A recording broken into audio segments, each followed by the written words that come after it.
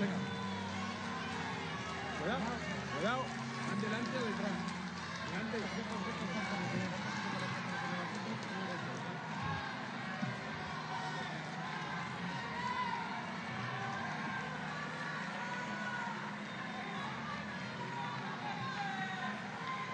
Eso era tuyo, Juanma. Estaba diciendo a Manolo que lo dejara. Pero eras tú por delante.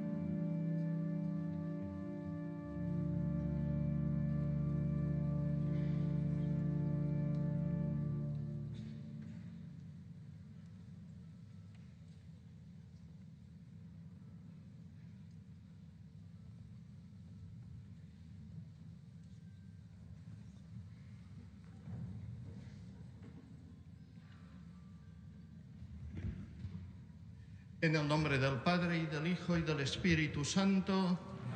La paz esté con vosotros. Y con tu espíritu. Hermanos, nos reunimos para recordar a todos los que murieron en la tragedia del 29 de octubre, cuando el fenómeno natural de la Dana azotó nuestras queridas tierras valencianas y las de otras comunidades autónomas. Esta celebración es una manifestación de fe y oración para impetrar el eterno descanso de aquellos hermanos que pasaron de este mundo al Padre. Dispongámonos a recibir el consuelo de la palabra de Dios y oremos con fe en la presencia del Señor, que dijo: Yo soy la resurrección y la vida. El que cree en mí, aunque haya muerto, vivirá. Y el que está vivo y cree en mí, no morirá para siempre. Y antes de celebrar los sagrados misterios, reconozcamos nuestros pecados.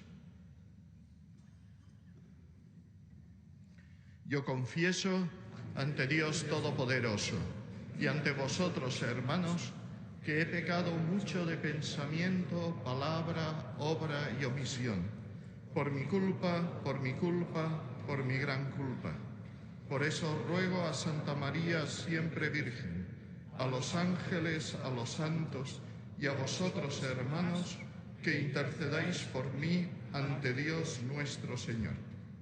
Dios Todopoderoso, tenga misericordia de nosotros, perdone nuestros pecados y nos lleve a la vida eterna.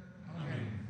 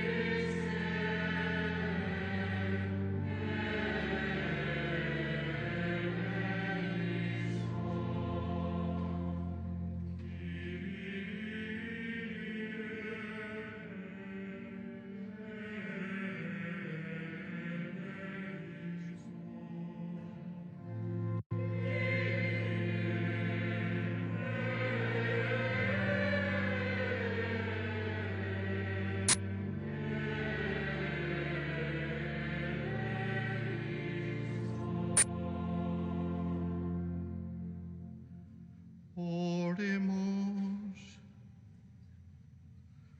Oh Dios, gloria de los fieles y vida de los justos, los redimidos por la muerte y resurrección de tu Hijo, te pedimos que acojas con bondad a tus siervos difuntos, para que quienes profesaron el misterio de nuestra resurrección merezcan alcanzar los gozos de la eterna bienaventuranza.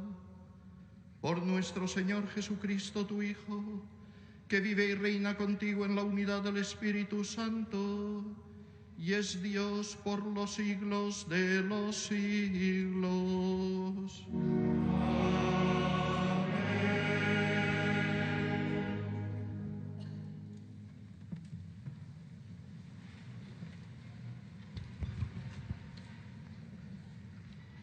Lectura del libro de Isaías.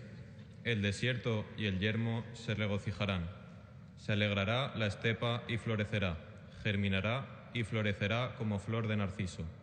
Festejará con gozo y cantos de júbilo. Le ha sido dada la gloria del Líbano, el esplendor del Carmelo y del Sarón. Contemplarán la gloria del Señor, la majestad de nuestro Dios. Fortaleced las manos débiles, afianzad las rodillas vacilantes. Decid a los inquietos: sed fuertes, no temáis. He aquí vuestro Dios, llega el desquite, la retribución de Dios. Viene en persona y os salvará. Entonces se despegarán los ojos de los ciegos, los oídos de los sordos se abrirán. Entonces saltará el cojo como un ciervo, y cantará la lengua del mudo, porque han brotado aguas en el desierto, y corrientes en la estepa. El páramo se convertirá en estanque, el suelo sediento en manantial. En el lugar donde se echan los chacales habrá hierbas, cañas y juncos. Habrá un camino recto, lo llamarán vía sacra. Los impuros no pasarán por él. Él mismo abre el camino, para que no se extravíen los inexpertos. No hay por allí leones, ni se acercan las bestias feroces. Los liberados caminarán por ella, y por ella retornarán los rescatados del Señor. Llegarán a Sión con cantos de júbilos, alegría sin límite en sus rostros. Los dominan el gozo y la alegría. Quedan atrás pena y aflicción. Palabra de Dios. Te alabamos.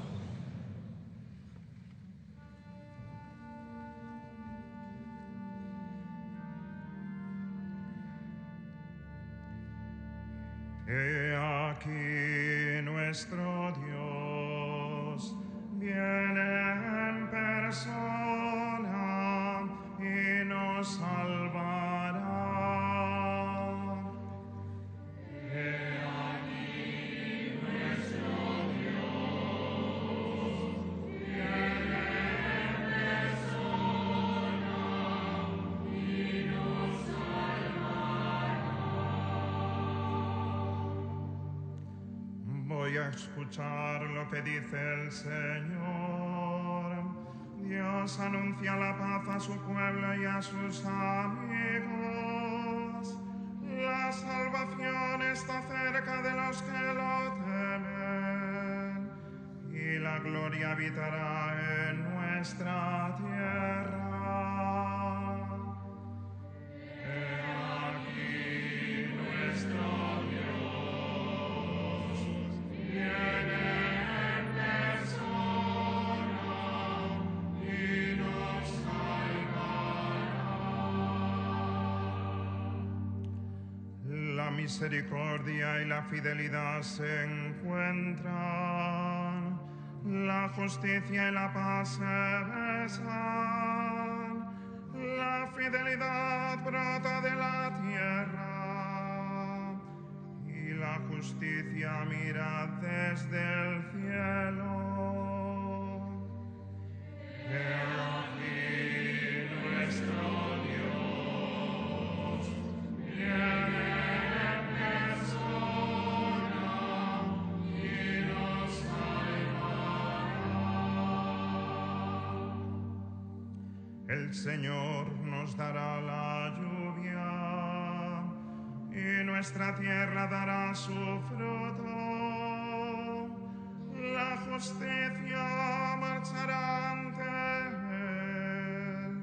él y sus pasos señalarán el camino. He aquí nuestro Dios viene en persona y nos salvará.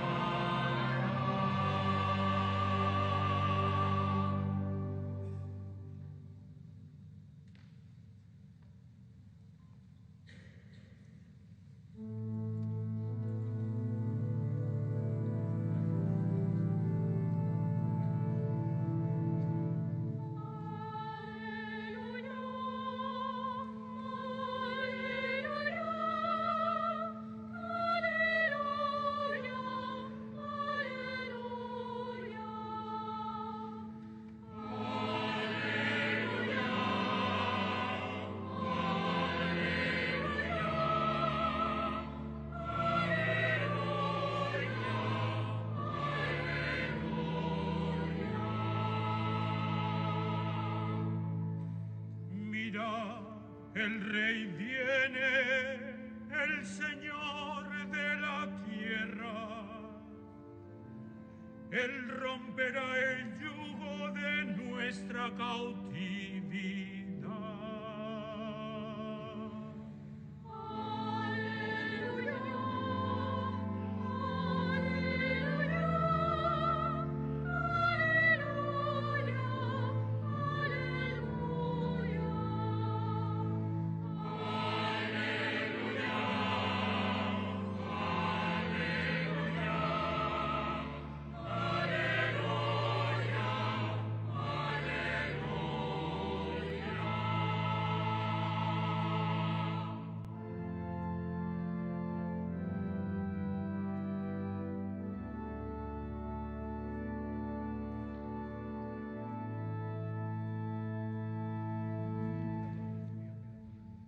El Señor esté con vosotros.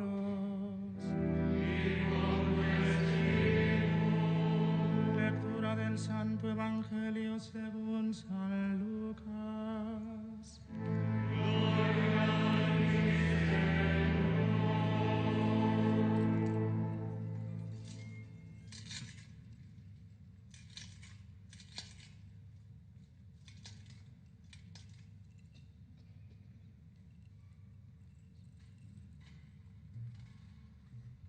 Un día estaba Jesús enseñando y estaban sentados unos fariseos y maestros de la ley, venidos de todas las aldeas de Galilea, Judea y Jerusalén. Y el poder del Señor estaba con él para realizar curaciones. En esto llegaron unos hombres que traían en una camilla a un hombre paralítico y trataban de introducirlo y colocarlo delante de él. No encontrando por dónde introducirlo a causa del gentío, subieron a la azotea, lo descolgaron con la camilla a través de las tejas y lo pusieron en medio delante de Jesús. Él, viendo la fe de ellos, dijo: Hombre, tus pecados están perdonados. Entonces se pusieron a pensar los escribas y los fariseos: ¿quién es este que dice blasfemias? ¿Quién puede perdonar pecados sino solo Dios? Pero Jesús, conociendo sus pensamientos, respondió y les dijo: ¿qué estáis pensando en vuestros corazones? ¿Qué es más fácil decir, tus pecados te son perdonados, o decir, levántate y echa a andar? Pues para que veáis que el Hijo del Hombre tiene poder en la tierra para perdonar pecados, dijo al paralítico: a ti te digo, ponte en pie, toma tu camilla y vete a tu casa. Y al punto, levantándose a la vista de ellos, tomó la camilla donde había estado tendido y se marchó a su casa dando gloria a Dios. El asombro se apoderó de todos y daban gloria a Dios. Y llenos de temor decían: hoy hemos visto maravillas.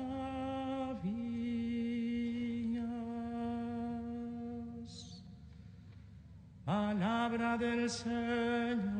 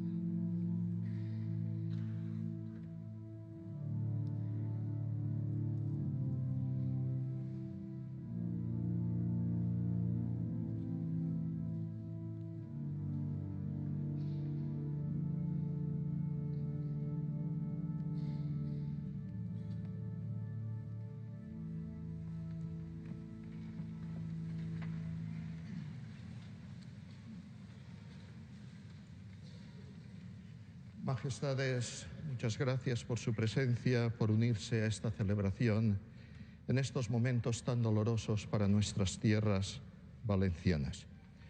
Saludo con afecto a los hermanos en el episcopado que se han querido también unir a esta celebración, a los sacerdotes, diáconos y seminaristas.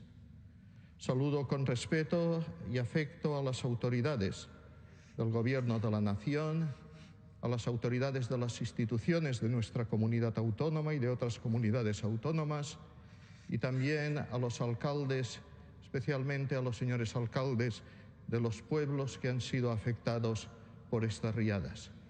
Saludo a las autoridades militares, a los representantes de los cuerpos de seguridad, a todos los que cuidáis de nosotros.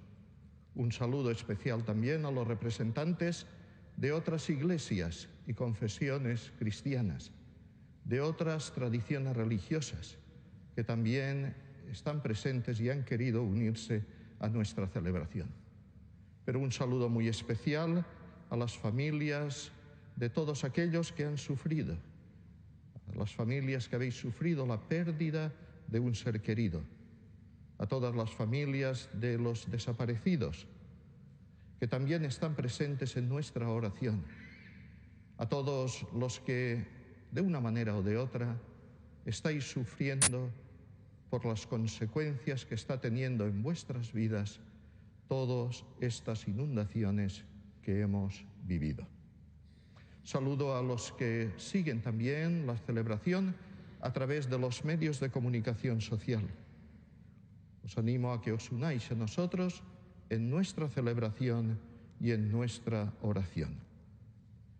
Nos hemos reunido para celebrar la Eucaristía con ocasión de las inundaciones que hemos vivido en distintas comarcas de nuestra archidiócesis, y también recordamos a otras comunidades autónomas, a otros pueblos de otras comunidades que también han sufrido.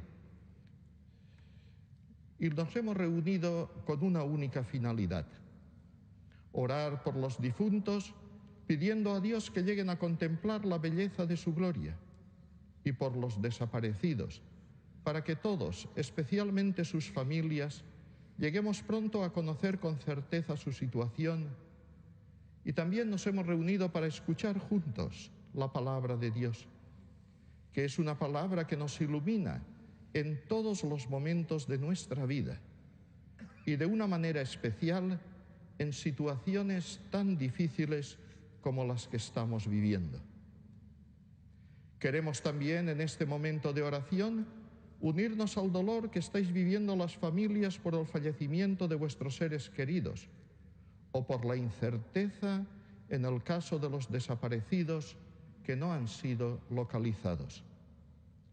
No queremos olvidar a los que de un modo u otro se han visto afectados por estos acontecimientos, los que se han visto afectados en su trabajo, quienes en este momento no tienen un hogar donde vivir dignamente, los niños y jóvenes que han visto interrumpido su proceso educativo, todos aquellos que están sufriendo de cualquier forma las consecuencias de estas inundaciones. Nuestra celebración tiene un carácter eclesial. Como Iglesia hemos sufrido también las consecuencias de este acontecimiento. Personas que participaban habitualmente en la vida de nuestras parroquias o que compartían nuestra fe han sido víctimas de esta tragedia.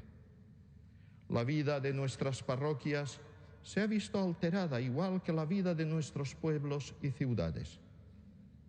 Todos hemos compartido una misma experiencia y como nos sentimos hermanos de todos, a todos queremos incluir en nuestra oración. No hemos pretendido hacer otra cosa al convocar esta celebración. Como Iglesia diocesana, hemos querido manifestar que compartimos el sufrimiento de todos, que queremos estar cerca de todos y que queremos orar por todos. Los cristianos no podemos ser indiferentes ante el sufrimiento y estamos llamados a ofrecer a todos el consuelo de Cristo.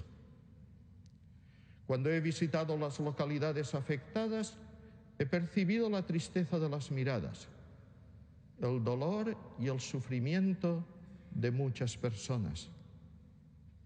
Ante esto, no podemos quedar indiferentes. Como Iglesia hemos querido acompañar a todos, ayudar en la medida de nuestras posibilidades. Lo hemos querido hacer y lo continuaremos haciendo mientras sea necesario. En este momento quiero agradecer de nuevo los gestos y palabras del Papa Francisco, que nos han confortado a todos.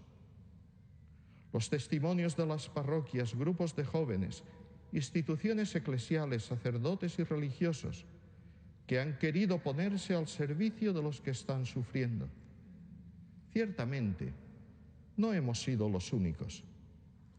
Otros lo han hecho desde sus propias convicciones y nos tenemos que alegrar por ello, porque el bien ha de ser valorado venga de donde venga, y esta experiencia de cercanía a los que sufren nos ha ayudado a sentirnos hermanos de todos. Pero a menudo sentimos que nuestros gestos y palabras no bastan. Hay dolores que no podemos curar. En muchos momentos nos encontramos con personas que no podemos liberarlas de su cruz. Únicamente podemos ayudarles a llevarla. En estos casos, los cristianos anunciamos que únicamente en Cristo podemos encontrar el consuelo y que nuestra misión es llevar a las personas a Cristo para que encuentren en Él la paz que necesitan. Es lo que hicieron aquellos hombres del Evangelio que se ha proclamado, que no fueron indiferentes ante el sufrimiento del paralítico, y como ellos no podían curarlo, lo llevaron hasta Cristo para que pudiera recibir de Él el consuelo y la esperanza. Esta celebración orante es un gesto de cercanía. Le pedimos al Señor que conceda el descanso a nuestros hermanos difuntos, el consuelo a las familias de los desaparecidos, el consuelo también a las familias que han quedado rotas por la muerte de un ser querido, la esperanza a todos los que están viviendo las consecuencias de esta tragedia. Para nosotros, los cristianos, la oración es también un acto de amor. A quienes tenemos en el corazón, los ponemos en la presencia de Dios. La oración es un gesto de amor que nace del corazón y que tiende a que Dios toque el corazón del otro. En el Evangelio que se ha proclamado, el Señor no se limita a curar al paralítico, también sana su corazón. Tus pecados quedan perdonados. En nuestra oración, también al Señor le pedimos que sane nuestro corazón, que ponga luz donde hay oscuridad, esperanza donde hay desesperación, paz donde haya división, amor donde hay odio y perdón donde hay ofensa. El tiempo de Adviento que estamos viviendo es un tiempo de esperanza. La esperanza debe iluminar nuestra vida, incluso en los momentos más difíciles. Sabemos que el dolor nunca tiene la última palabra. En los acontecimientos tan dramáticos que hemos vivido, hemos visto muchos signos de esperanza. Muchas personas que han fortalecido las manos débiles, que han animado a los inquietos y les han dicho: sed fuertes, no temáis. Personas que han puesto gestos de alegría en medio de tanto sufrimiento. Son como pequeños brotes en medio de un desierto. Hemos tenido una experiencia de solidaridad que ha sacado a la luz lo mejor que hay en el corazón del ser humano. Ha habido personas que en las horas más dramáticas han arriesgado su vida para salvarla de los otros.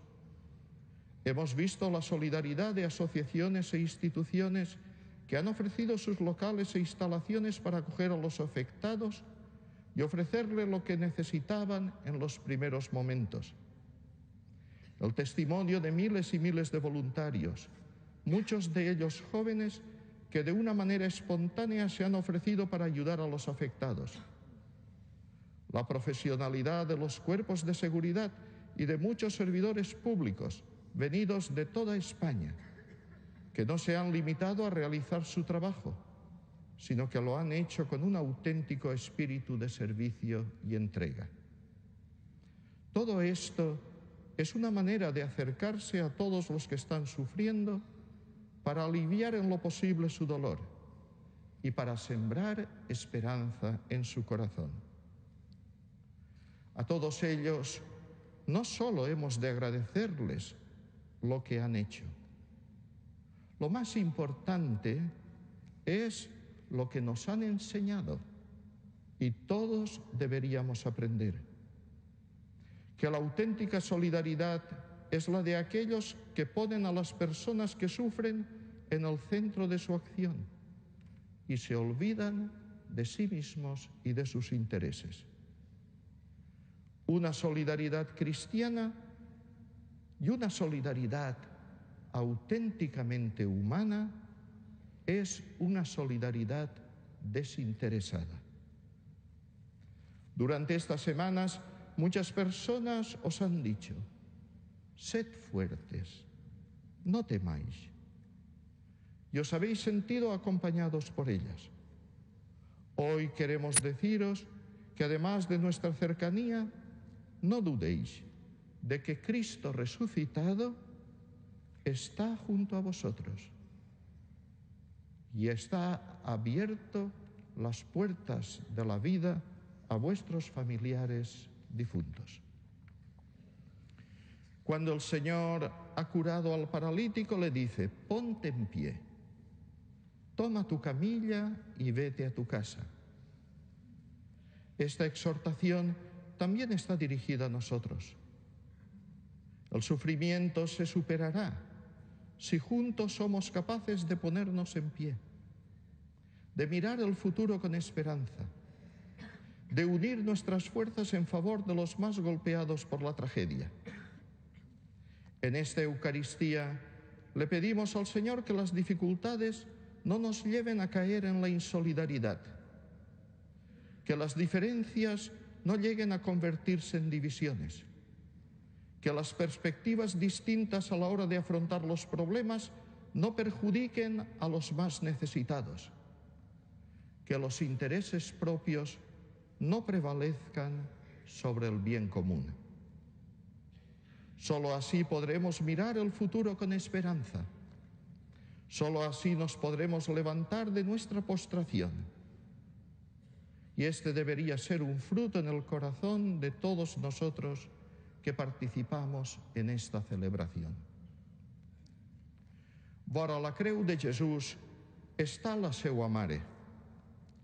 Durant estos dies, els valencians i també el Sant Pare li hem dirigit les nostres mirades plenes d'amor.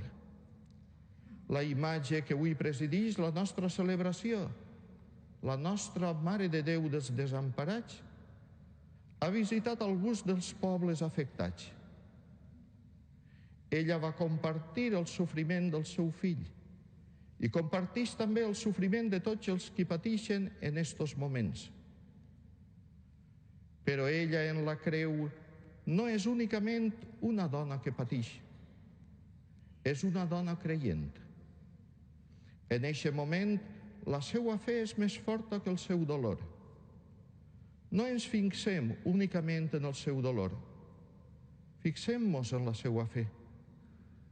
Ella viu amb la certesa que Déu no abandona el seu fill, que tots els afectats tinguen també la certesa que Déu no ha deixat d'estimar-los i que no han sigut abandonats per ell.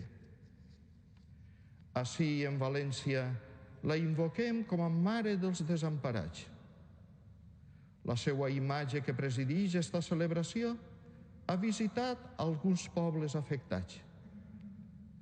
Els que més pateixen són els que ocupen el primer lloc en el seu cor. Ella, que va ser la que més a prop va estar del seu fill en el moment de la creu, és la que està avui més prop de tots els qui pateixen. Que tots arribeu a experimentar el seu consol i la seva protecció maternal. Amén.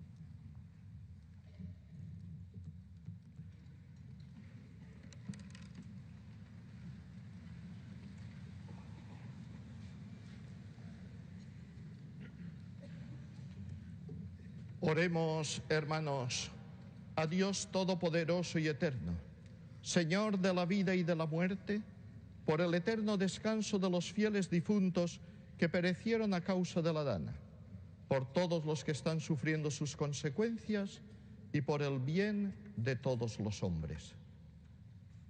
Para que toda la familia santa de Dios viva en la esperanza de la futura resurrección, roguemos al Señor. Te rogamos, óyenos. Para que se manifieste a todos los pueblos la promesa de la vida eterna, roguemos al Señor. Te rogamos, óyenos. Para que cuantos lloran ante la muerte de sus seres queridos en las inundaciones del día 29, los consuele la promesa de la inmortalidad futura, roguemos al Señor. Te rogamos, óyenos. Para que reciba las almas de los fieles difuntos que han salido de este mundo en el desastre de la dana y los haga gozar de su presencia, roguemos al Señor. Te rogamos, óyenos. Para que Dios mueva en nuestros corazones pensamientos de cooperación para colaborar en la reconstrucción material y espiritual de todos los pueblos afectados, roguemos al Señor. Te rogamos, óyenos. Para que el Señor premie los trabajos de todos los cuerpos y fuerzas de seguridad del Estado, al Ejército, a los miembros de los diferentes organismos de asistencia sanitaria y protección civil y a todos los voluntarios, su ayuda y asistencia a todas las personas afectadas por las inundaciones, roguemos al Señor. Te rogamos. Dios Todopoderoso y Eterno, que creaste al hombre a tu imagen y semejanza, humildemente te pedimos que escuches nuestra oración. Concede la luz y la paz a tus siervos que en el día 29 salieron de este mundo, y a todos nosotros el consuelo de la futura resurrección y la esperanza de la vida eterna. Por Jesucristo nuestro Señor.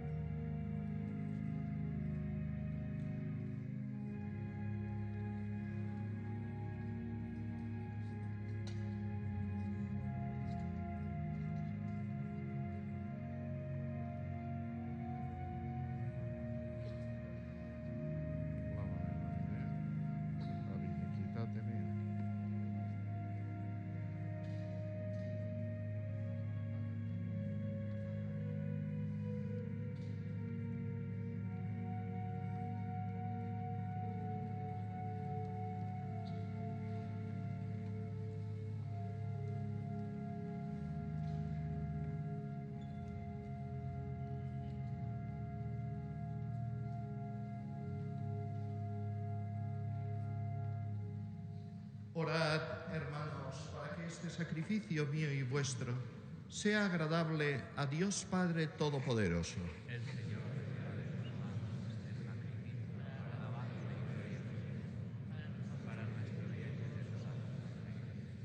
Dios omnipotente y misericordioso, te pedimos que limpies en la sangre de Cristo los pecados de tus siervos difuntos por medio de este sacrificio, y a los que ya habías lavado con el agua del bautismo, purifícalos sin cesar con indulgencia amorosa.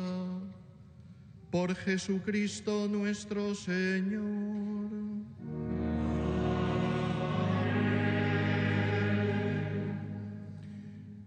El Señor esté con vosotros.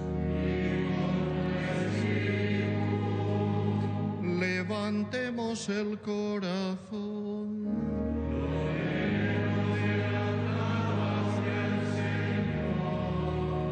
Demos gracias al Señor nuestro Dios.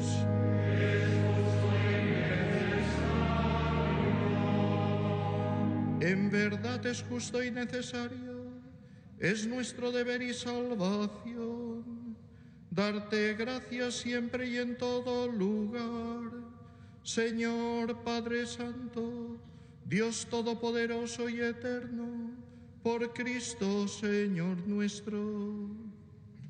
En Él brilla la esperanza de nuestra feliz resurrección, y así, aunque la certeza de morir nos entristece, nos consuela la promesa de la futura inmortalidad.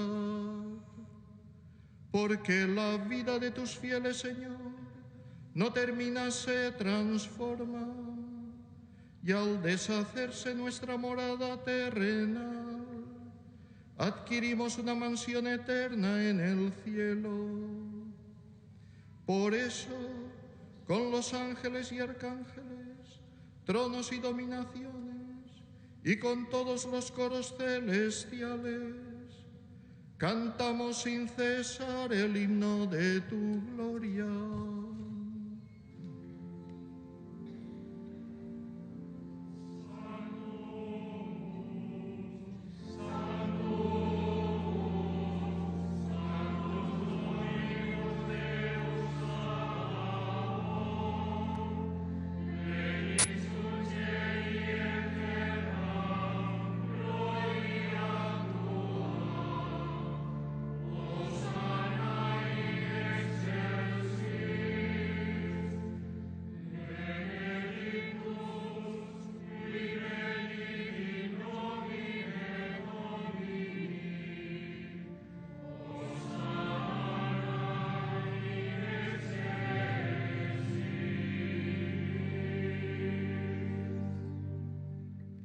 Santo eres en verdad, Padre, y con razón te alaban todas tus criaturas, ya que por Jesucristo, tu Hijo, Señor nuestro, con la fuerza del Espíritu Santo, das vida y santificas todo, y congregas a tu pueblo sin cesar, para que ofrezca en tu honor un sacrificio sin mancha, desde donde sale el sol hasta el ocaso.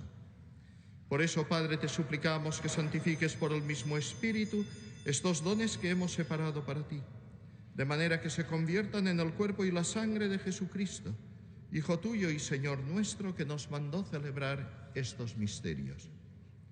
Porque él mismo, la noche en que iba a ser entregado, tomó pan, dando gracias te bendijo, lo partió y lo dio a sus discípulos, diciendo: tomad y comed todos de él, porque esto es mi cuerpo, que será entregado por vosotros.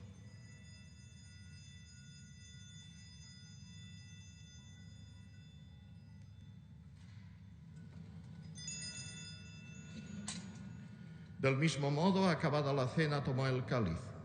Dando gracias, te bendijo y lo pasó a sus discípulos, diciendo: tomad y bebed todos de él, porque este es el cáliz de mi sangre, sangre de la alianza nueva y eterna, que será derramada por vosotros y por muchos para el perdón de los pecados. Haced esto en conmemoración mía.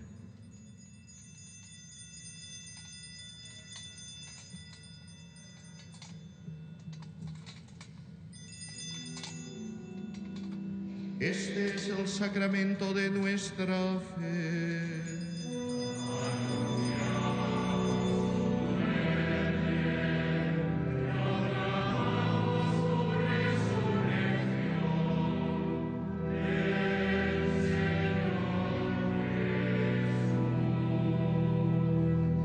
Así pues, Padre, al celebrar ahora el memorial de la pasión salvadora de tu Hijo, de su admirable resurrección y ascensión al cielo, mientras esperamos su venida gloriosa, te ofrecemos en esta acción de gracias el sacrificio vivo y santo.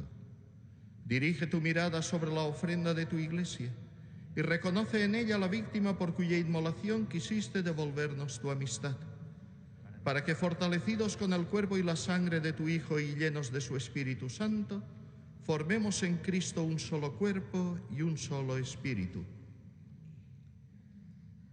Que Él nos transforme en ofrenda permanente, para que gocemos de tu heredad junto con tus elegidos, con María la Virgen, Madre de Dios, Nuestra Señora de los Desamparados, San José, los apóstoles y los mártires, y todos los santos, por cuya intercesión confiamos obtener siempre tu ayuda. Te pedimos, Padre, de esta víctima de reconciliación, traiga la paz y la salvación al mundo entero. Confirma en la fe y en la caridad a tu Iglesia peregrina en la tierra, tu servidor el Papa Francisco, a mi hermano Enrique, obispo de esta Iglesia de Valencia, a mí, indigno siervo tuyo, a la orden episcopal, a los presbíteros y diáconos y a todo el pueblo redimido por ti. Reúne en torno a ti, Padre misericordioso, a todos tus hijos dispersos por el mundo, a nuestros hermanos difuntos y a cuantos murieron en tu amistad, recíbelos en tu reino, donde esperamos gozar todos juntos de la plenitud eterna de tu gloria, por Cristo Señor nuestro, por quien concedes al mundo todos los bienes. Por Cristo, con Él y en Él, a ti Dios Padre omnipotente, en la unidad del Espíritu Santo, todo honor y toda gloria por los siglos de los siglos.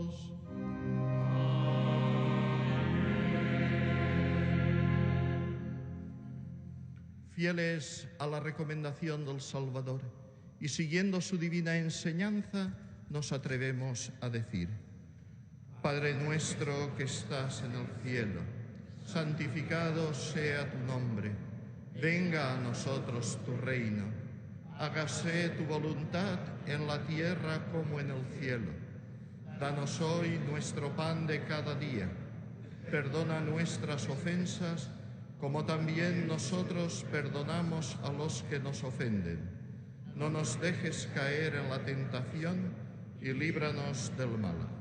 Líbranos de todos los males, Señor, y concédenos la paz en nuestros días, para que, ayudados por tu misericordia, vivamos siempre libres de pecado y protegidos de toda perturbación, mientras esperamos la gloriosa venida de nuestro Salvador Jesucristo. Tuyo es el reino, tuyo el poder y la gloria. Señor Jesucristo, que dijiste a tus apóstoles: la paz os dejo, mi paz os doy. No tengas en cuenta nuestros pecados, sino la fe de tu Iglesia, y conforme a tu palabra concédele la paz y la unidad. Tú que vives y reinas por los siglos de los siglos, amén. La paz del Señor esté siempre con vosotros.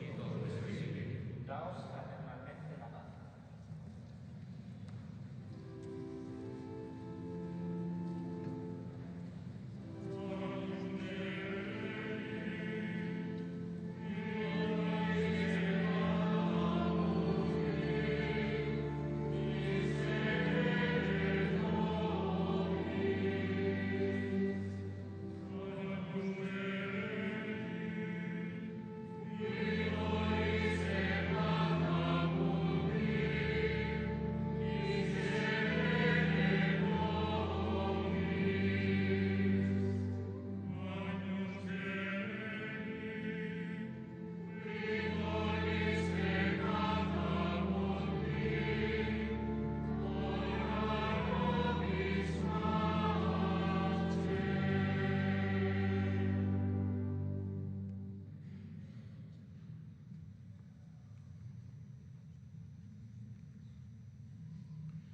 Este es el Cordero de Dios que quita el pecado del mundo. Dichosos los llamados a la cena del Señor. Señor, no soy digno de que entres en mi casa, pero una palabra tuya bastará para sanarme.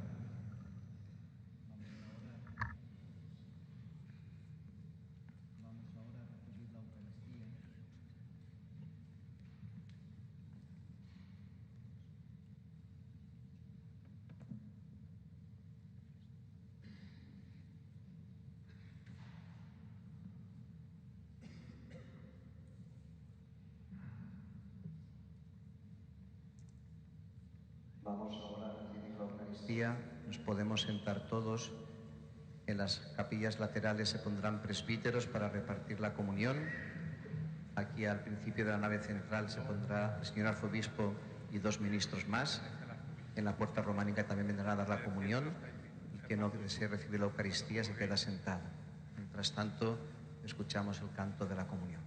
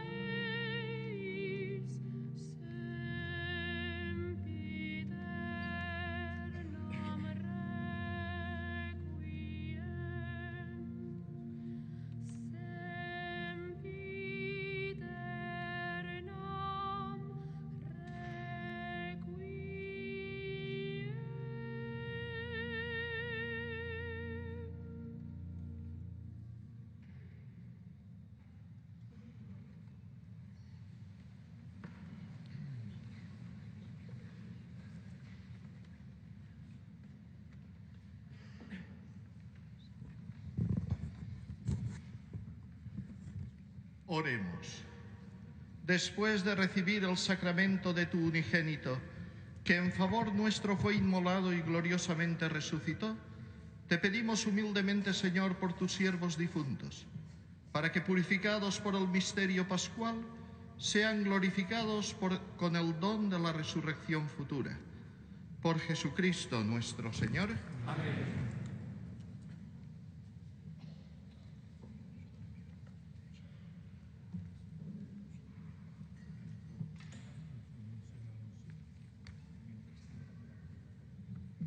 Hermanos, en esta celebración de la Eucaristía hemos ofrecido el santo sacrificio de la Eucaristía por todos los hermanos que nos fueron arrebatados en la reciente desastre de las inundaciones sufridas en la comunidad autónoma valenciana y otros lugares de España. Vamos ahora a invocar, bajo la acción del Espíritu Santo, a Dios Padre, que por medio de los méritos de nuestro Señor Jesucristo sean acogidos por Santa María Virgen, los ángeles y los santos en las moradas del cielo.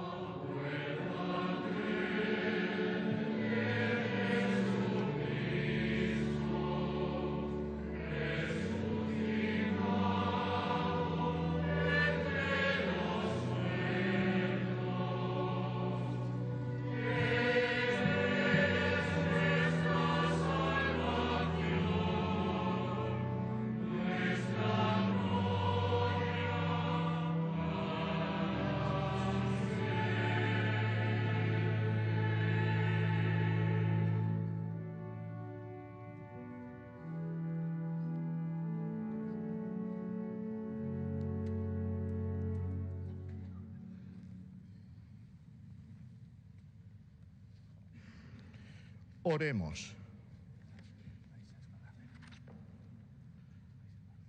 Dueño de la vida y Señor de los que han muerto, acuérdate de todos nuestros hermanos que murieron a consecuencia de la dana. Acógelos con misericordia, perdona sus pecados y llénalos de gozo en tu presencia.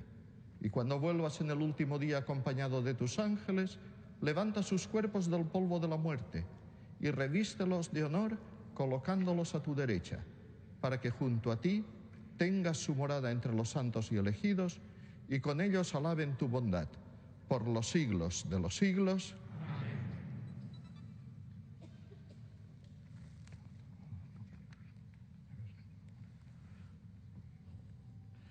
El Señor esté con vosotros. Y con tu espíritu. Inclinaos para recibir la bendición. Dios, fuente de todo consuelo, que con amor inefable creó al hombre y en la resurrección de su Hijo ha dado a los creyentes la esperanza de resucitar, derrame sobre vosotros su bendición.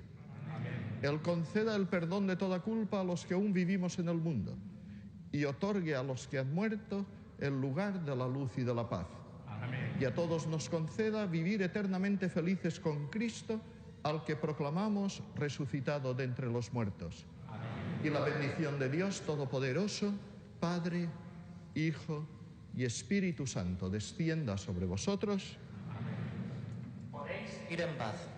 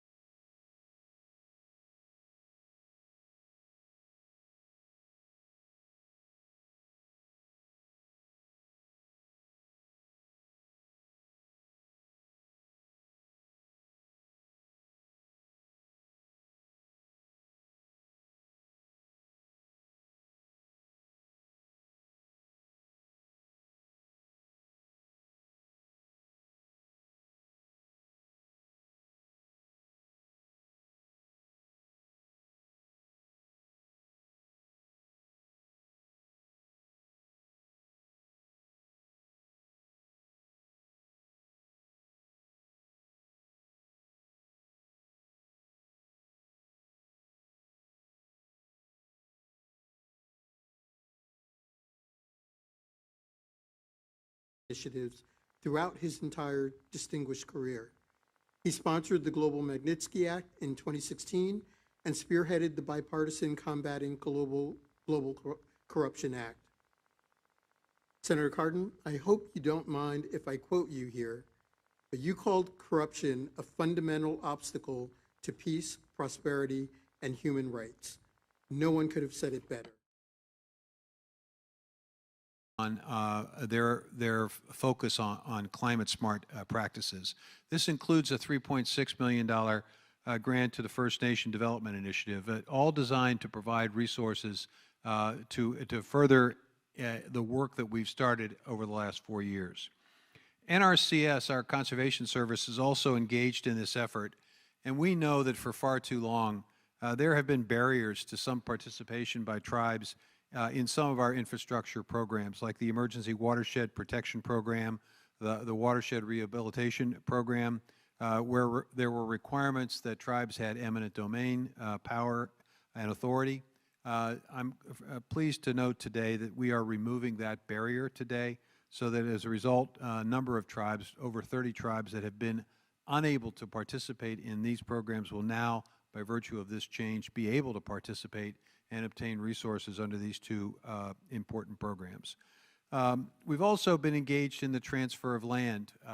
The Secretary Holland mentioned the importance of that. Nearly 15,000 acres of land that wasn't a Forest Service has now been transferred back to tribes, and we're very proud of that, and we want to see that obviously continue.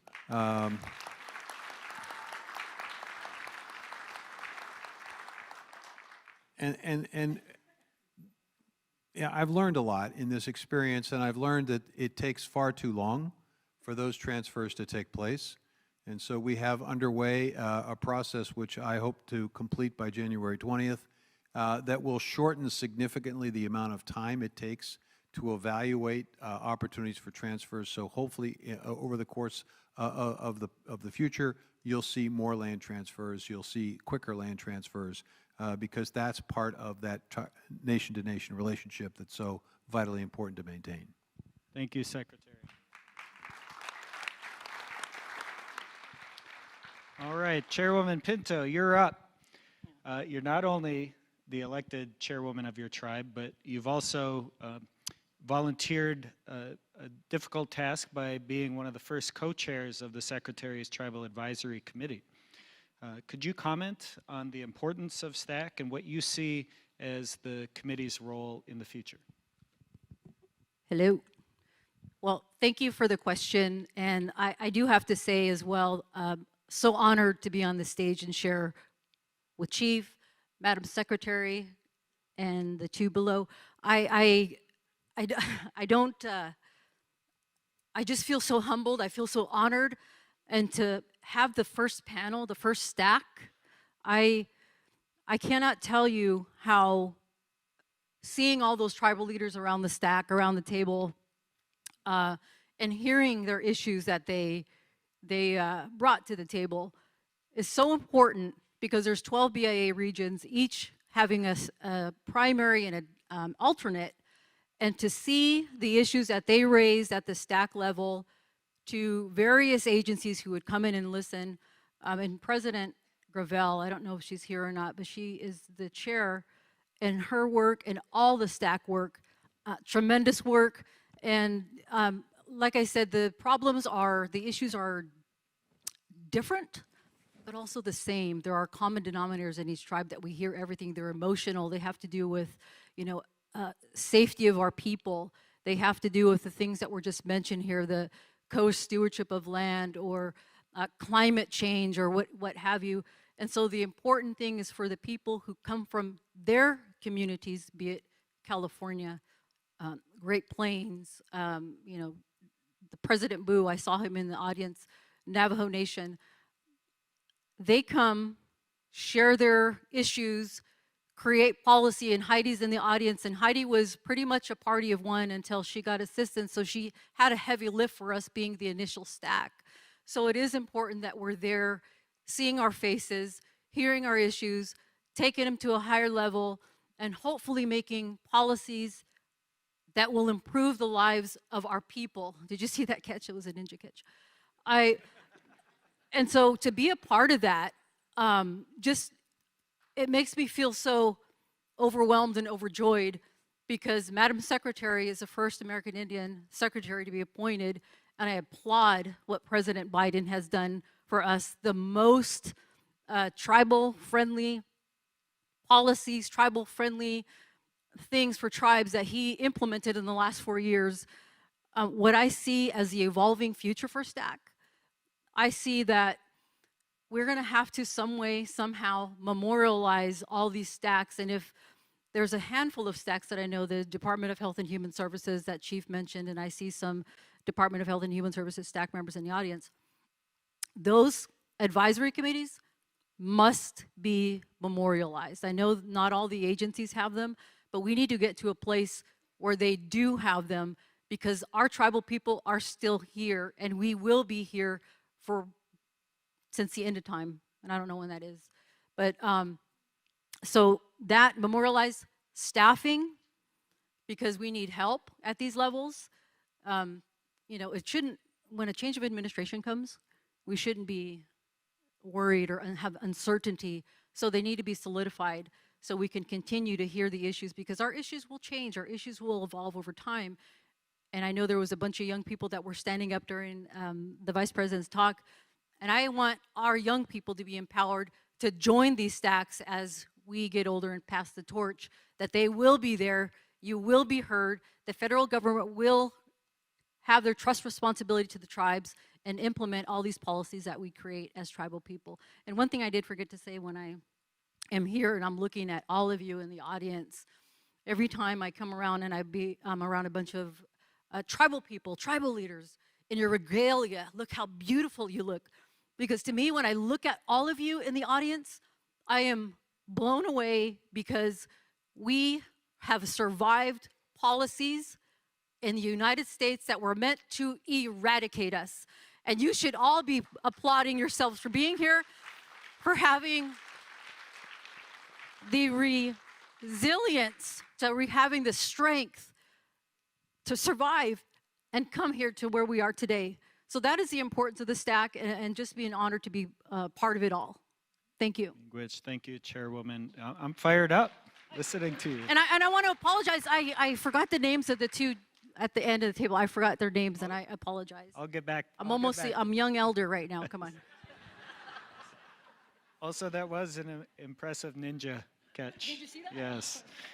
Chair Mallory, thank you for being with us today. You've been, I think, at every Tribal Nation Summit and a steadfast partner from CEQ, which is right up there with OMB in terms of the most influential and important agencies that many Americans have never heard of or aren't familiar with.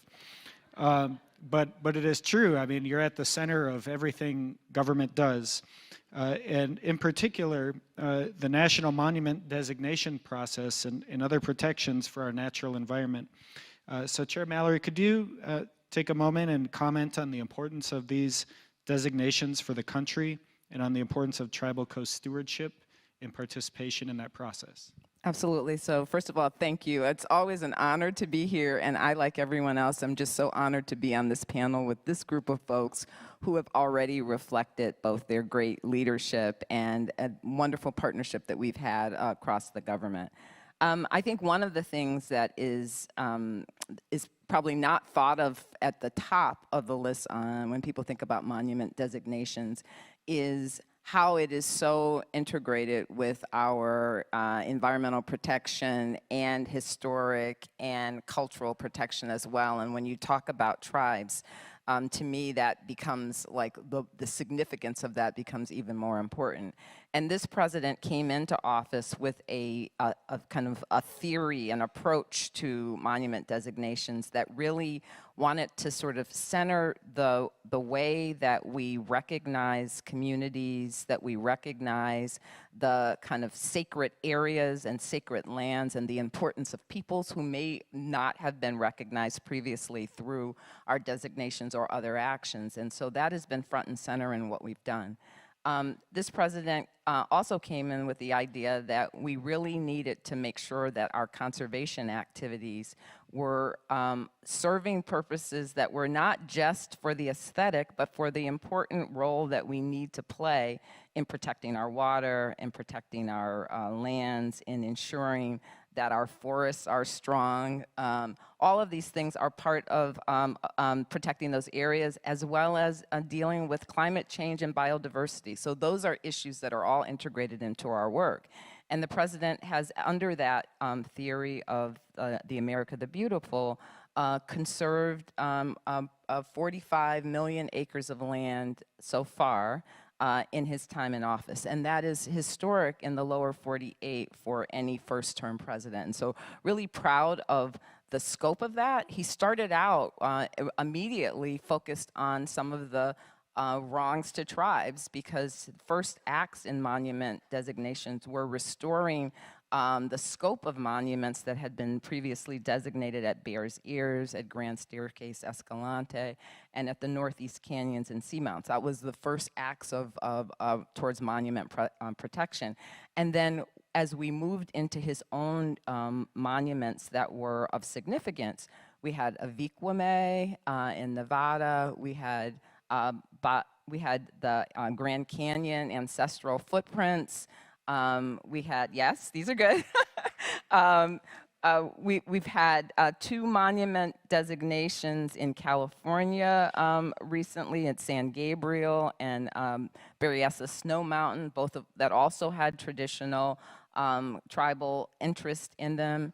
And then recently we did a national sanctuary designation that was originally proposed by indigenous folks at Chumash, and that was just recently done in the last month. And also all examples of where tribal communities, indigenous people were very much part of helping to push the administration to take the action to show why these places have been so important to the history and the culture of the people, and how they're still used today and have been used today, even if the tribes no longer had the land, as an important part of cultural actions and celebrations and ceremonies, and also that the importance of actually creating a role at these places for tribes to play as we move forward in management. And several of those reflect that, Chumash being an example of where we know that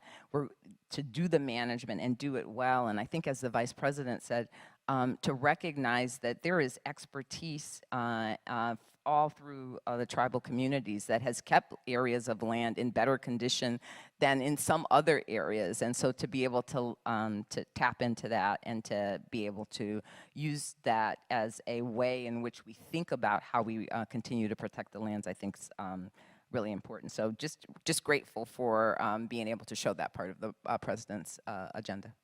Thank you, Chair Mallory, and thank you again for your commitment in making that happen. All right, Chief Hoskin, we're coming back around to you in the batting order. Tribal treaty rights are a vital part of the unique relationship between the United States and tribal nations. Can you comment on the importance of federal policy in protecting tribal treaty rights and how this administration has done in that area? I can, Brian. I'm remiss, though, for not mentioning the progress that we've seen in Indian country under Secretary Vilsack. I just want to mention 2 things in the long list of resources that I cannot complete in this panel. The USDA is the reason we're able to stand up a program where we produce our own beef out of our processing plant and distribute it to elders. And that's because of the USDA's help. The USDA, as it turns out, has been important to language preservation. We've got a connectivity grant that's connecting rural communities to our language hub. So I wanted to thank the Secretary for that. As to treaty rights, and that's critical. And so I mentioned 3 things earlier. Who the administration appointed, like yourself, in key positions, wonderful people who know what they're doing. The engagement, the type that we mentioned on STAC and other types of consultations and meetings. And then the resources flowing out of that and the policy. But treaty rights are fundamental for different tribes, there are different treaties with different interests. I mean, I was reviewing tribes in the Great Lakes area, of course, are concerned about fishing rights, naturally. For us, the most important treaty right we've asserted has been our right to a delegate in the United States House of Representatives under our pre-Oklahoma statehood treaties. And we're still on that quest, but we got nothing but support from this administration. That's a congressional implementation, that particular treaty, but to have an administration that lifts up treaty rights sends a message to the country and to the Congress that treaties are the supreme law of the land, and they should be viewed that way, because they are. Treaties, though, can't just be supported in the abstract. And they've got to be supported in real terms. And here's an example that's come up in the last 5 years in the state of Oklahoma. The McGirt case, which people are familiar with, was the reaffirmation of the Muskogee Creek Nation reservation. It never went away. Very quickly, courts applied that case to the other 4 of the 5 large tribes in Oklahoma. This is where treaty rights, where the rubber hits the road. What that reaffirmation said was, these tribes, which were the exclusive tribal sovereigns before anyone ever heard of a state of Oklahoma, were viewed in the eyes of the United States and the state of Oklahoma by force of law as having that responsibility. So we take it very serious, as do the other 4 tribes, putting resources in. But the Justice Department, the Biden-Harris administration, working with the Congress, deployed resources so that we would not fail when all eyes were on us, when we needed resources to hire prosecutors and marshals and expand our courts to meet that moment. I mean, an administration that's indifferent or hostile to treaty rights doesn't have to abrogate a treaty right, which this administration's never done. They can just sit back and watch a train wreck caused by the United States. By the way, the tribes would have failed only because for 113 years the United States did the wrong thing. But this administration supported that effort because they knew what was at stake. Treaties are about rights and obligations. And one of the things that has impressed me so much with Secretary Haaland and her team is when the Cherokee Nation has looked at its obligations under our treaties, including in the Treaty of 1866, which obligated the Cherokee Nation, and does to this day, to recognize the rights of freedmen and their descendants. We got support, not just moral support, but support in real terms in that effort from this secretary and her team, because she and the Biden-Harris administration understand that treaties are a collection of rights and obligations. You don't get to pick and choose. You get all of them. And lastly, I'll say that as we're asserting these treaty rights, and we've found support in this administration, every time we're successful. And that's why this delegate to Congress push is so important to me. We should think of it as vindicating one treaty right is an effort to vindicate all of them. And so we've got to all be in it together. But having an administration that sees the world that way has made this what I think is an effort of this century. It's going to be this century that we make the most strides on treaty rights. That tone, to the extent it's there in future administrations, will make all the difference in the world. And I've felt that this administration has supported us on treaty rights. Thank you, Chief. And as they taught us in law school, a treaty is not a grant of rights to Indian people. It's a grant of rights from Indian people. And we often talk about treaty rights as something that is exclusively belongs to tribes when there are other parties to those treaties, and treaty rights are also the American government and the American people's rights as well. And so those agreements run both ways, and thank you for speaking to that. Secretary Haaland, as co-chair of the White House Council on Native Affairs, you've been able to work across the government to mobilize federal agencies to work together as one to support tribal nations and advance the trust responsibility. Can you comment on the importance of the Council's work? Absolutely. Thank you all so much. And I'm really proud that President Biden restarted the White House Council on Native American Affairs. It's been important over these last 4 years. that me and my colleagues gather to talk about the issues that affect Indian tribes. It's important that we all take to heart our collective obligations to tribes as employees of the federal government serving directly under a United States president. One of the things that I want to focus on is the work that we did on native languages. So that's been incredibly important to me. Some of you, you've heard me say this. I don't speak my native language fluently. It's Keres. I'm from New Mexico, and I see some of my Keres-speaking relatives in the audience today. I appreciate hearing the language when I can in this building, so thank you for that this morning. And I understand the language to a certain degree. My mother was afraid to teach us the language because she went to boarding school. She was also punished for speaking her native language at public school when she was in public school in Winslow, Arizona, where my grandparents were part of the assimilation policies of the United States. So I feel like we've made key progress on the work to restore native languages. You know, on the road to healing over a little over a year, that was the single most issue that was held in common with every visit that we made. People said, my language was not lost, it was stolen from me. And so that resonated at every single stop we had, that native languages were the most important thing that we could do. And so, you know, how do we show that it's important? We work to move the budget in a positive direction so that tribes have more funding to spend on their important native language efforts. And also, I just want to say that we have supported 100% on how tribes want to do this. We're not in your shoes. You know your communities. You know how important the native languages are to you and what's the best use of the funding that you get.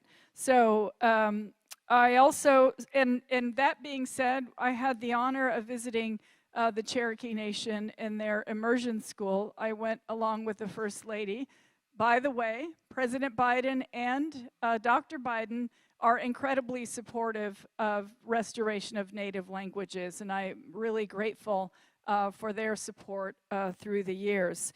I also want to say that we've partnered with the Department of Education and the Health and Human Services Department to develop a 10-year national plan, which you will hear more about soon. I want to acknowledge Tracy Goodluck for her hard work in working on that plan. Thank you, Tracy. You know, I get a lot, people say thank you to me all the time. I appreciate that, but I really know who does the amazing work that comes out of this department. It's my colleagues who I am proud and honored to serve alongside. So you can say thank you to all of my staff also, because they're the ones who are really putting in the work. So I just, you know, I'm really proud. I know there's Native educators here in the audience. I saw Kara Bobroff earlier. Those of you who have dedicated your careers to ensuring that our children have a culturally relevant education that sets them up for success in the future, and native languages are a part of this. Before I, and Chairwoman, I'm not a tribal leader, but I'm hogging the microphone myself. So my grandfather, you know, way back when, everyone had to learn each other's languages because that's how you communicated. In New Mexico, we have Tiwa, Tewa, Toa, and Keres, and different dialects of those languages. We had the Spanish who came to the state of New Mexico in the mid-1500s. Everybody had to learn each other's languages so that they could, and we also have the Navajo Nation in New Mexico as well. So my grandfather, he had friends all over the place. He spoke Spanish, he spoke some Navajo, he spoke Towa, which is his native language from Jemez Pueblo. He learned Keres because that was my grandmother's language. So you think if you had a child who could speak 4 languages, who was an artist, an athlete, could, you know, work to fix diesel trains, a diesel train mechanic, someone who knew all those things, that child, we would push them for a 4-year, 8-year college education to become a doctor or a lawyer or something that we felt would benefit our communities. Well, my grandfather worked on the railroad for 45 years. He didn't have those opportunities.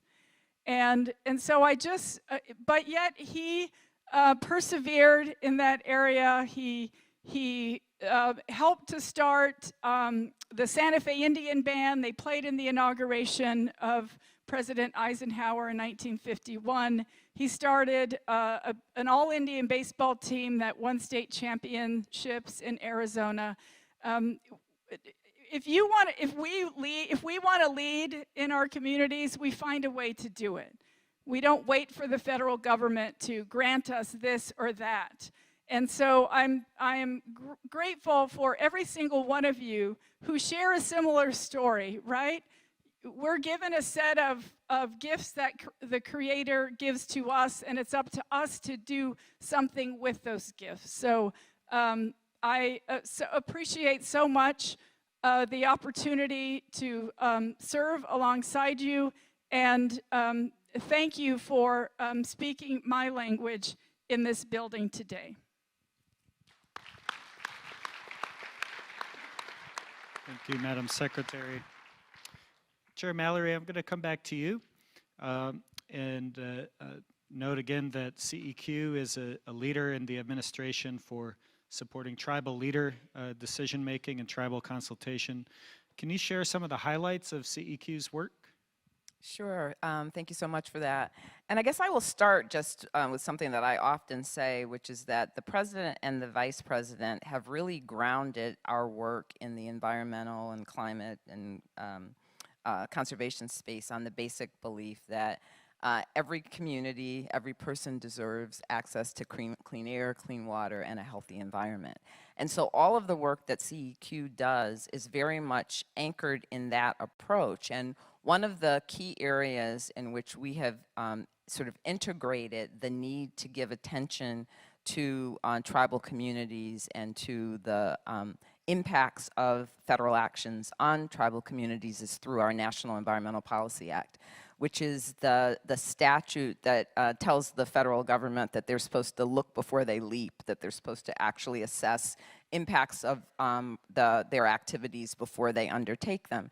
And this year, and actually for the entire 4 years, we have undertaken several different regulatory actions to really modernize and update the National Environmental Policy Act, including a final rule that we refer to as the Phase 2 rule, which actually kind of looked at and made changes across the regulatory approach that in particular was designed to make sure that communities who are often feel the brunt of actions, federal actions, are part of the decision-making process, that they are consulted, that they have an opportunity to actually express how these things are going to impact them. And that is very much a place in which we have emphasized the importance of that connection with tribal communities, that we have emphasized the need to ensure that not only are we meeting our consultation requirements, which are separate and apart, but also that just in going through the review process that we are doing the outreach and engagement that's necessary. So that's number one. Number two, the Vice President used the word partnership when she spoke, and others have as well. And that is a place in which I think we have really leaned into the importance of trying to have relationships that go beyond sort of what I think people have maybe previously thought were the way in which the federal government is working with tribal communities. And one example for CEQ and for me in particular is the work that we have done in the Pacific Northwest, which is around trying to recreate kind of healthy and abundant salmon in the Pacific Northwest, and working with a number of tribes and leaders in that area who have been very focused on returning salmon to rivers that no longer had their presence. And so that's a place where the way that worked, because we were, constantly, really 2 decades being sued by environmental plaintiffs and tribes who basically saw us as violating the Endangered Species Act. And whenever it actually reached to a court, we lost, the federal government. And so there was a sense that maybe we needed a new approach. And the new approach that we advanced in this administration was sort of this idea of a 10-year partnership where for 10 years we are working together not only to address that healthy and abundant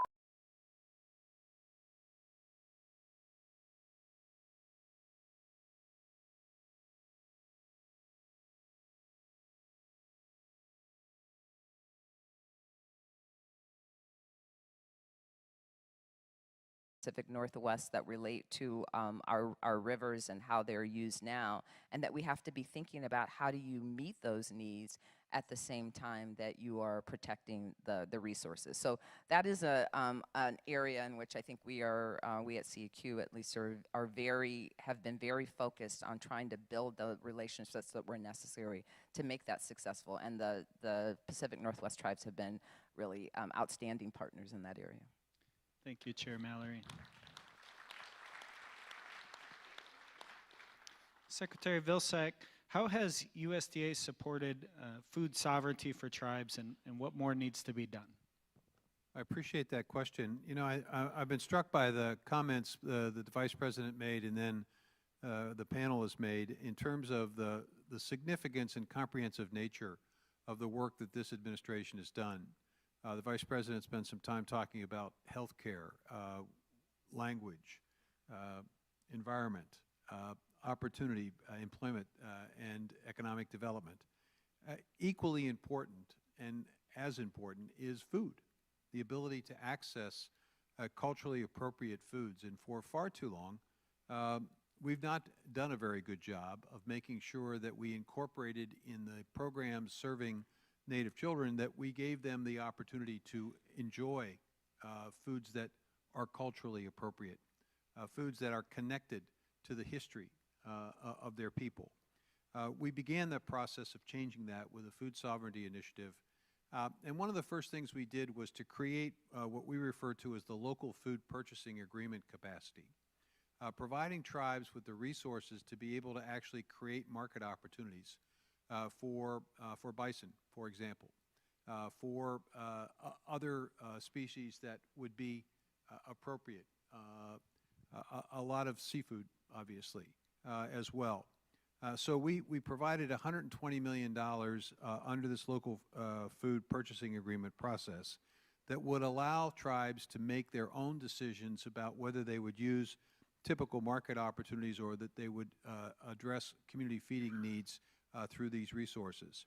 And I can tell you that we're not done. We have until January 20th, and I anticipate there's going to be another round of funding for that local food purchasing agreement, and so tribes can expect and anticipate additional resources to do that. We also tried to incorporate more of these activities in the traditional programs at USDA. We obviously have feeding that takes place in school meals.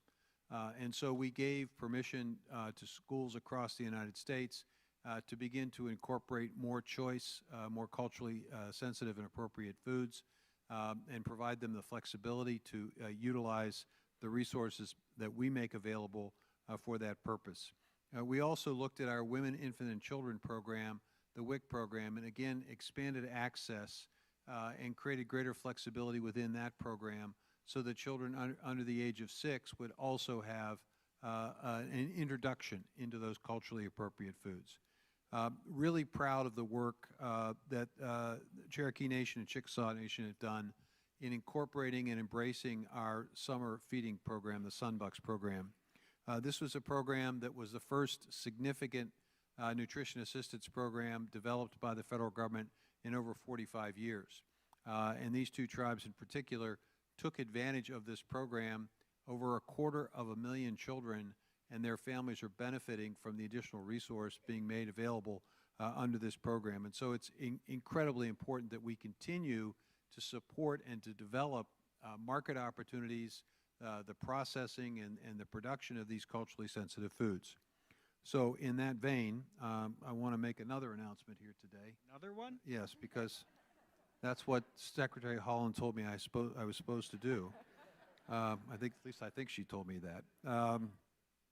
You know, we set up a series of regional food business centers, 12 of them, and one of them was dedicated specifically to tribal needs. And we've essentially empowered with resources for these entities to go out and provide the technical assistance and the financial assistance that would enable areas to create healthier local and regional food systems, which obviously for tribes would involve the processing and development of culturally sensitive and appropriate foods. So today we're announcing the availability of $25 million through the National Intertribal Food Business Center. That's the center that's designated for tribal needs, to be able to support small and mid-sized farming operations, to be able to support small businesses that will allow us to create a supply chain for culturally sensitive foods. And I think it's important to note that over the course of the next several years, there'll be several rounds of funding being made available across the country to tribal areas and to tribes for this purpose. We're also awarding almost $1.3 million in awards to a number of tribal colleges.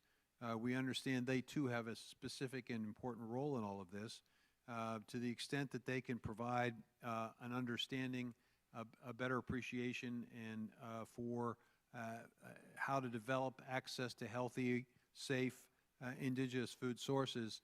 Tribal colleges play a significant role, and they also create potentially the generation of young people who will be the owners of those processing facilities, the chefs that will figure out how to incorporate more indigenous foods into these school programs, into WIC and so forth. So about $1.3 million being made available today in awards to a number of tribal colleges.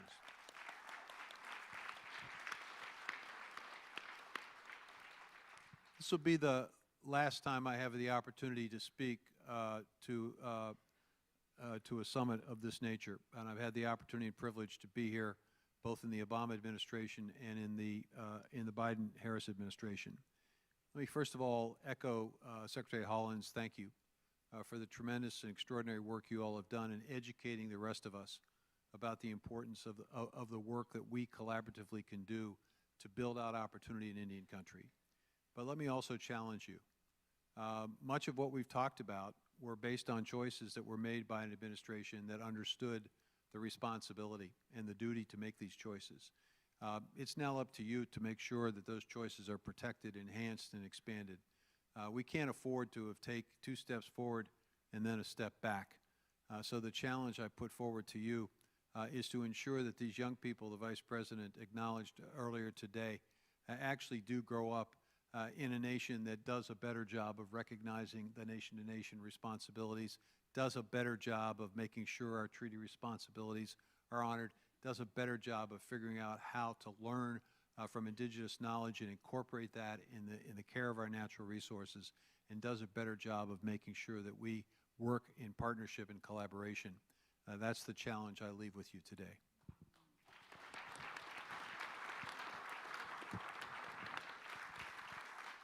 Thank you, Secretary Vilsack. Do you have another one of them announcements back there? Yeah. You're coming in like DJ Khaled here. Another one.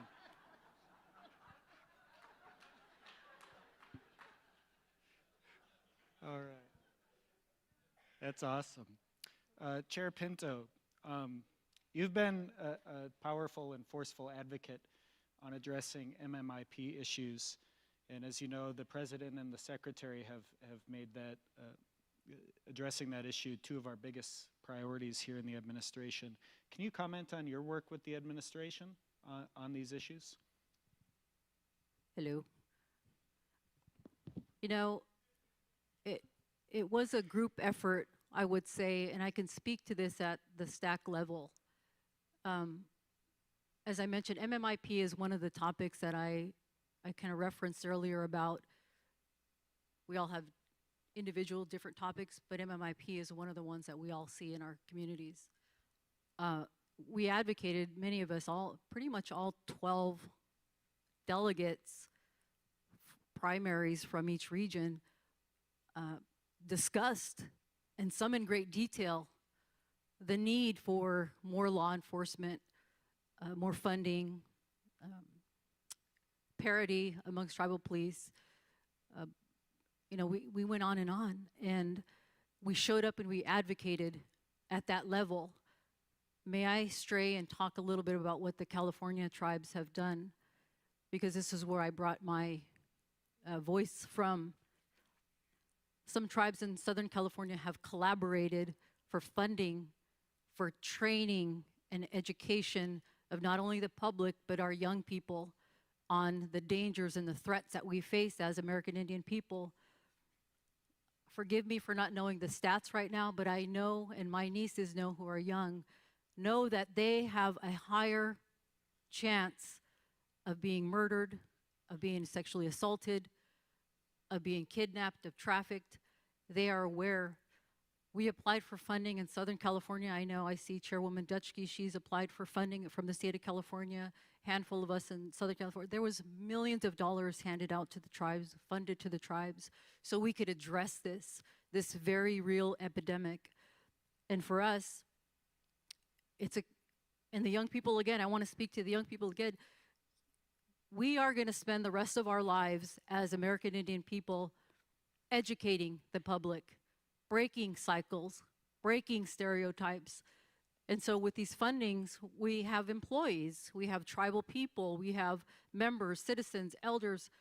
We are taking the money and doing a campaign.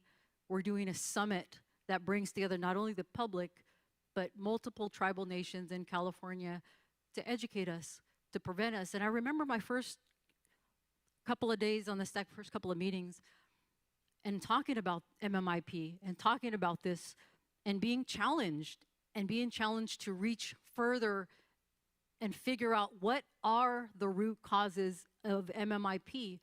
And a lot of that has been addressed today on the stage from the panel.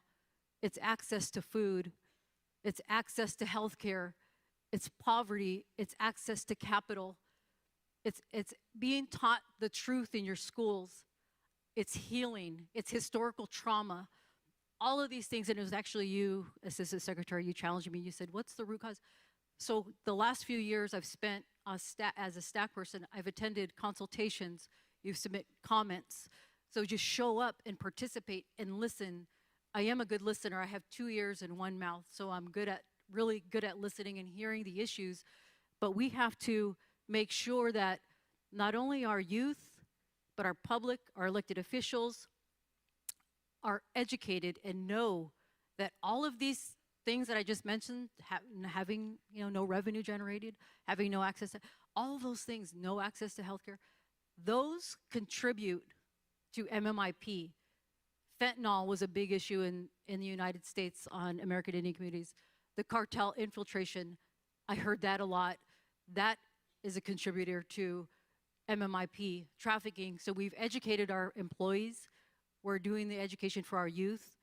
They know, they participate in rallies in the state of Sacramento. So they're to themselves carrying the torch now, and they know that they have to be safe, they have to watch themselves, they have to watch each other.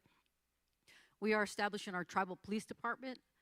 We're just doing everything that we can to keep our people safe down in California.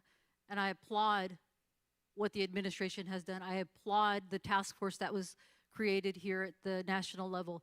In California, we are putting a tribal police officer in the state task force, which is a win for all of California. We just heard this, in the last 2 weeks.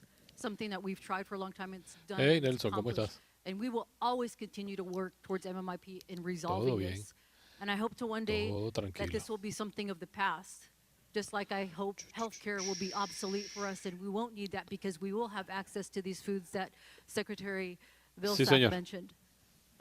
Yeah, it's just a continuing education. It's a continuing work that we all are going to do, and I applaud the young people too, because you're going to have to carry this torch and do the same thing because of that revolving door of our doctors, of our police. And so I just always carry it in my heart and show up and I listen and I speak, because I didn't always have my voice as a sufferer from this childhood trauma, you know, and then when I got sober, it's a big deal and I see it, and we can all choose different paths, but if we work together, I think this is something that we can tackle eventually. Thank you. Thank you, Chair Pinto. We have just a few moments left. I want to take a moment of privilege and thank all of you tribal leaders and representatives here today for our partnership in working together. You've heard already a little bit on this panel, a lot of reference to places we've all visited and people we've worked with by first name. I think that reflects the relationships that we've built with one another and the coordination with each other that has gone on here, and that's the way that this should be. And so I want to thank you, all of you, for doing what you do and your partnership here. And so I'm out of cards, but I want to take the moment, just a moment, and briefly come down the line here, starting with you, Chair Mallory, and maybe just any final reflections on your work with tribal leaders and things that stand out to you in your experience here. Yeah, absolutely. No, it's really been an honor, and I have learned so much. I was meeting with folks from Yakima this morning, and what I said to them is what has been so true, that my very first meeting, I was inspired and challenged by them to be the warrior for these efforts and for the work that we're doing. And I took that seriously. And I think in the whole 4 years, I've really learned so much from every community that I've met about not only the conditions that people are dealing with, but more importantly, the soul that folks bring to all of these issues that changes the way you look at how we need to tackle these problems. So I'm grateful. I appreciate the coordination, and I know that it's so much what the President and the Vice President have really wanted us to achieve in this year.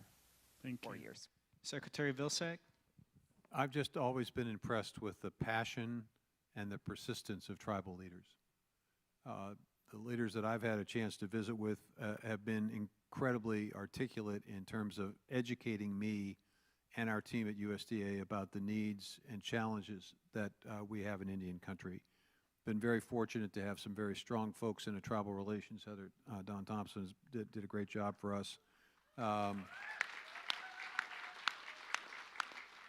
And my sincere hope that future administrations understand the significance and importance of having a tribal relations director in the Secretary's office, not someplace in the building, but literally directly reporting to the Secretary, because nothing is more effective of making sure that tribal needs and tribal concerns are front and center than having somebody who can directly communicate that to the Secretary.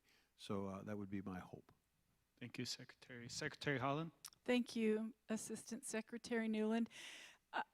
Gosh, it's hard to say. Of course, this is, as I mentioned in my remarks this morning, this has been the honor of my lifetime to serve in this position, and certainly for a president who has seen and heard Indian country like no president that I have ever experienced in my lifetime. So I want to just give a tremendous thank you to President Biden, who has really been a champion for Indian country. I want you all to know that he has cared deeply about every single one of you, and I'm just so appreciative that all of you, as I mentioned earlier, are always willing to share your knowledge and your experience with federal employees like myself. All the visits that I've made to Indian country, you have sang for me, you have danced for me, you have cooked for me. You have welcomed us always into your communities, and that warmth is something that I will never forget. I am just so grateful for all the opportunities I've had to visit with all of you in your home communities, and I just thank you from the bottom of my heart for your hospitality, your kindness, your graciousness, and for the knowledge that you have shared with all of us. And I'm not going to be long in this position, till sometime next month. But I want you to know that I'm always going to be somewhere where perhaps I can help or, talk with you about something that, in a way that might help move Indian country forward. It's incredibly important. Our youth are our most valued asset that we have, and so I hope that that for their sake, all of you keep moving forward, keep your voices loud and heard, make sure that you are acting on behalf of your communities just like you always have. It will be more important than ever to make sure that we continue to move forward. Miigwech. Thank you, Madam Secretary. Misawe, we're out of time. Please give it up for our panelists. Thank you so much. Thank all of you.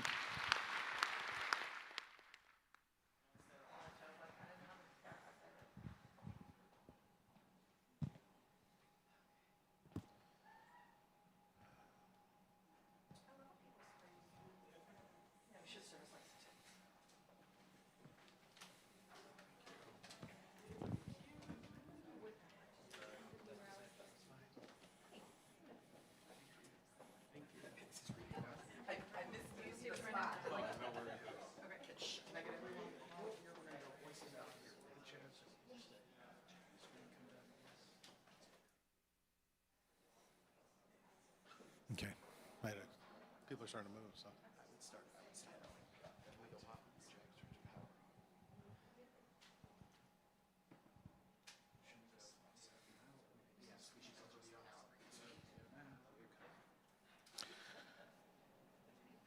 To implement President Biden's memorandum on uniform standards for tribal consultation, the White House Council on Native American Affairs, in partnership with the Department of the Interior, Office of Management and Budget, and the Office of Personnel Management, are rolling out 2 new trainings for all federal employees who work with or on policies that impact tribes on tribal consultation and tribal treaty and reserved rights. This will not be just training. It's an exciting opportunity to be part of a significant shift towards respect and acknowledgement of Indigenous rights. Please enjoy a trailer video of the trainings.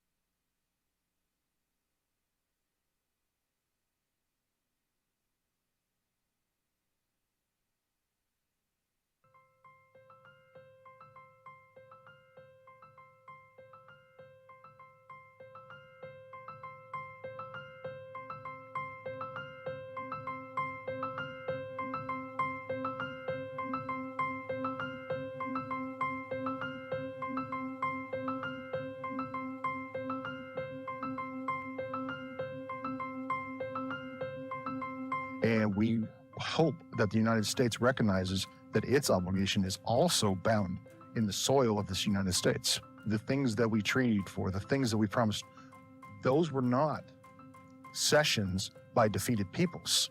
Those were guarantees between two governments. Welcome to Understanding Tribal Treaties and Reserved Rights. Let's start with the basics. What exactly are treaties, and where do they fit within the federal government structure? Treaties are legally binding formal agreements between two or more sovereign nations. This course aims to provide federal employees with foundational knowledge so as to strengthen the nation-to-nation relationship that exists between the federal government and tribal nations. Your takeaway for this episode is that a tribe's sovereign status predates the Constitution. Throughout this course, you will have the chance to hear directly from tribal leaders. We are grateful to these tribal leaders for sharing their own and their tribe's experiences and views so that you, as federal employees, are better able to understand tribal perspectives when working on matters that intersect with tribal interests. We have a government-to-government relationship with the United States with the trust and treaty obligation that they have to us because we paid it forward with our lands, the lives of our ancestors, and our natural resources. However, the United States doesn't always feel that way. Most federal agencies think it's only the Department of the Interior's responsibility to work with tribes, but it's not. It's every federal agency, entity, and administration. Tribal sovereignty is a term you've probably heard, but what does it really mean? While there are many aspects to this concept, simply put, it refers to the political and legal authority of tribal nations to govern themselves and make their own laws. Why is it important for federal employees to understand tribal sovereignty? Because having a better understanding of tribal sovereignty will improve how you interact with and serve tribes and is key for meaningful and effective collaboration between the United States and tribal nations. So, what exactly are reserved rights, and why do they matter? Reserved rights can include implied rights that were retained by or reserved for tribes. The key word to remember here is implied.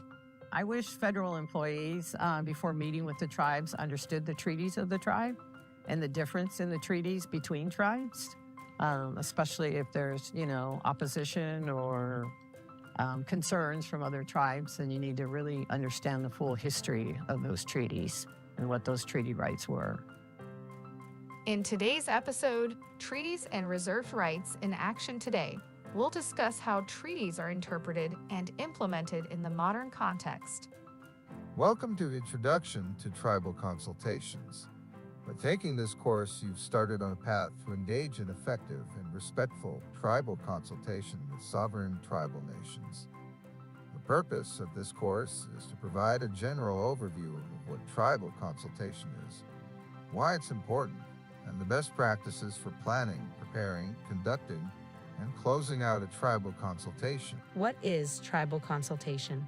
In this module, we will define some key terms and discuss why tribal consultations are important. By the end of this module, you will be able to explain the concept of tribal consultation and its importance in the nation-to-nation relationship between the federal government and tribal nations. The main takeaway from this module is that consultation is a mutually agreed upon formal process for decision-making between tribal nations and the federal government that respects the sovereign status of tribal nations and ensures their voices are considered in federal policymaking and actions, promoting collaboration and mutual respect. If you work with tribal nations or on policies with potential tribal implications, it is critical that you understand the importance of consultation and its role in the federal decision-making process. Federal administrations change, and so the hard part is it's always a tough educational process because you have many states in the United States that are represented by Congress or Senate. They don't have tribes in their states. And so, again, it's a continual process trying to make sure that they're aware of our history, they're aware of our needs, and they're aware of the promises that this federal government made, years ago around some of these big issues that we need to take care of our people. These are the executive policies currently in place to provide direction and guidance to agencies. Presidential Executive Order 13175, Consultation and Coordination with Indian Tribal Governments, was issued November 6, 2000. So I think some key steps as it relates to tribal consultation for federal employees is to not go into the consultation with a predetermined decision already made. I have been part of many conversations with federal employees that have been labeled as consultation, where a decision was being made, had been made already, and the consultation was just to check a box that needed to be checked. By the end of this module, you will be able to identify and describe best practices for planning, preparing, conducting, and closing out tribal consultations. Your agency's tribal consultation policy should have a defined process for initiating a tribal consultation, but here are some best practices to follow. Well, there's one example where you really can frustrate a tribe if you provide information to another government, like a state or local government, and not share it with the tribe. Each agency must designate a primary point of contact to advise agency staff on tribal consultation matters. The agency can designate additional points of contact or a specific office is needed. You work for the United States government, meaningful engage these consultation processes, do right by your own moral code, do right by the law, and then do right by tribes and do right by the United States. Be part of expressing, through your work, the best of the United States, the best of America.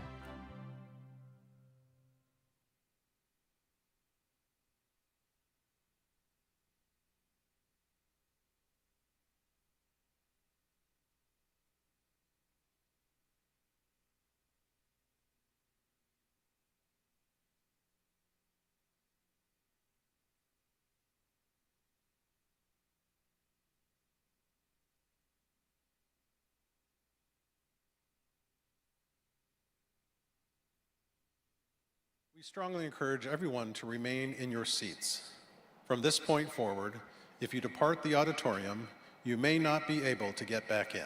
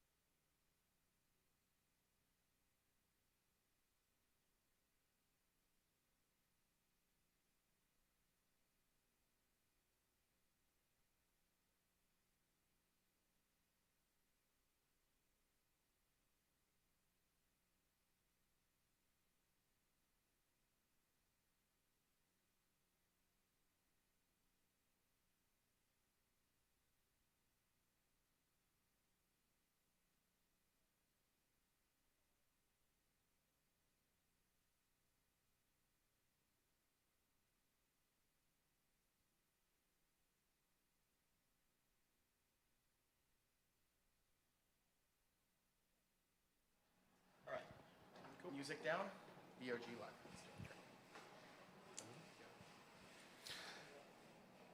Now, welcome to the stage dancers who are federal employees from across Indian Affairs bureaus and regions. The dancers featured today are men's Northern, Southern traditional, women's Northern, Southern traditional, women's fancy, and women's jingle.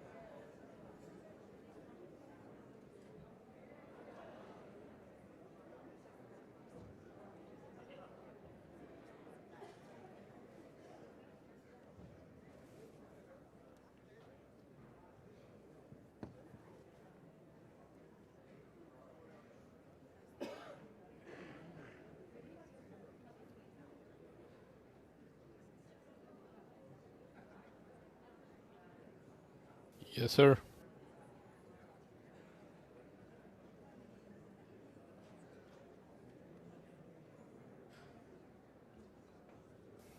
Ok, vamos a ver.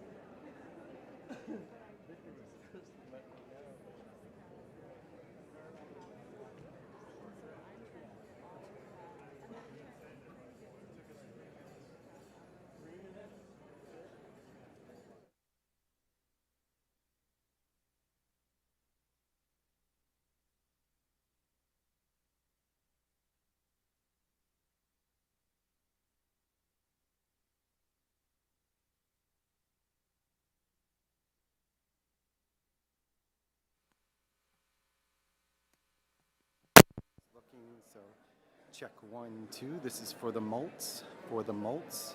Check 1, 2. Check 1, 2.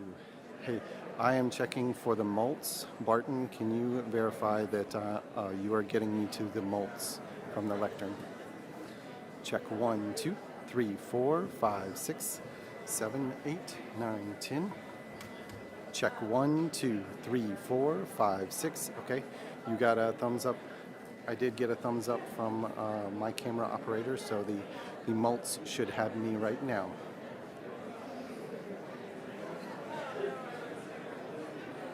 Okay, let's start with the teleprompters in the downward position. I feel good. You feel good? Yep. Okay. You feel good. Thanks, everybody. Nice big person. Secretary. Yes, let's pull up the box. We're at 31-foot candles. Lights are set. We're going to start with the paddles in the downward position so we can get a clear shot of the flank. Crescent link breaks up the movement of the paddles. It's like a 16-second transition. This is how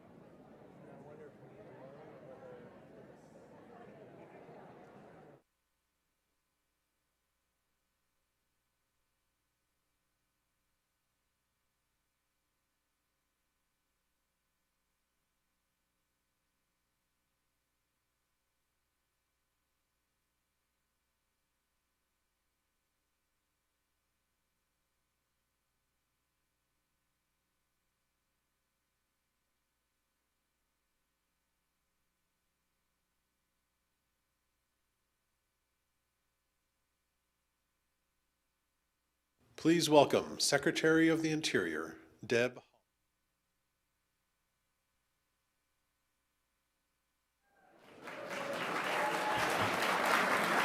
Copy. Hello again. I promise I'm almost done with my remarks. Thanks for bearing with me. So hello again, everyone. I hope you've enjoyed today's discussions and that really amazing lunch that we had. 20 years ago, I would never have believed that I would be standing here addressing you as the Secretary of the Interior, talking about, thank you.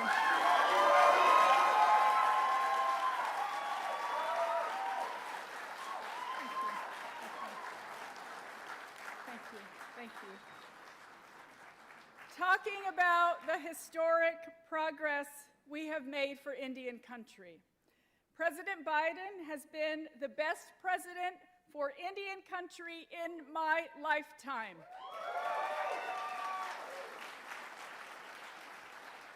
This is a president and an administration that truly sees Indigenous people and has worked tirelessly to address the issues in Indian country that have long been underfunded or outright ignored.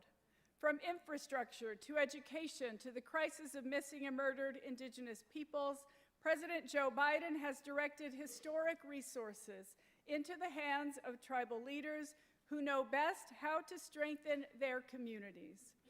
Across the Investing in America agenda, a historic $45 billion, more than 15 years' worth of the Bureau of Indian Affairs annual budget has gone into Indian country through this administration. With that comes enduring and transformational change It means electrifying homes on the Hopi Reservation in Arizona that have never had it, protecting cultural resources like salmon, which Pacific Northwest tribes have stewarded for thousands of years, building new transportation infrastructure for the Mescalero Apache Nation in New Mexico that will provide a safer travel route and boost the tribe's local economy, addressing toxic legacy pollution and abandoned oil and gas infrastructure that pollutes air and water for the Osage Nation in Oklahoma, and providing clean drinking water for Fort Peck in Montana. I could go on. This is a once-in-a-generation funding that is empowering tribes and making up for significant and systemic underfunding of tribal communities. Of course, we know that the need in our communities is still incredibly high. We know that many priorities still need adequate funding and resources. That's what decades of lack of investments look like. But what we have done will have lasting and enduring results for the generations that have counted on us to show up. It means that our kids and grandkids have a better shot at living lives where their needs are met, where their futures are bright, and where the pains and ills of the past no longer dictate who they can become. That progress is on us, and it's thanks to President Biden for making this administration and our cabinet firm and unwavering partners in Indian country. Now, like any good tribal council, our cabinet has not always been unified in every decision. We're passionate people, united in service to the American people, but also unique in our perspectives. But every single day, I have felt heard, I have felt respected, and I have felt secure that my advocacy on behalf of Indian country has been acknowledged and seen by the White House. 20 years ago, I would never have thought I'd be standing here. I would never have thought I'd be welcoming the President of the United States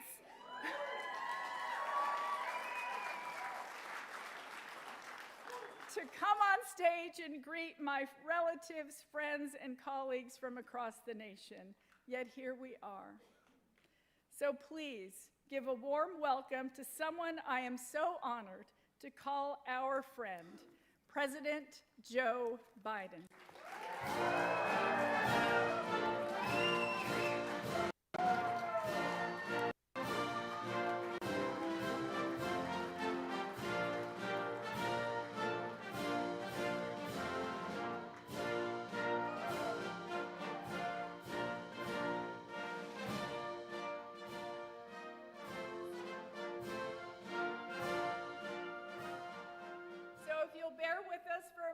Before the President gives his remarks, Assistant Secretary Newland and I wanted to acknowledge the wonderful leadership by President Biden.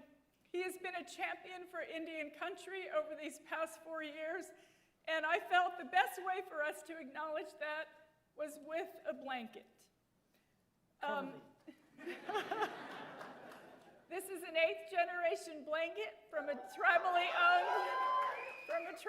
owned business, and I've had it embroidered.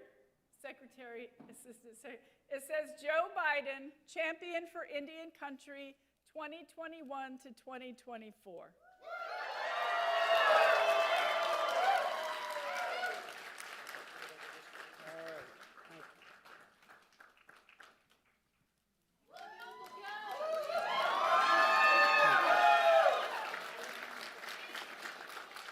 I think they want us to look over there where all the...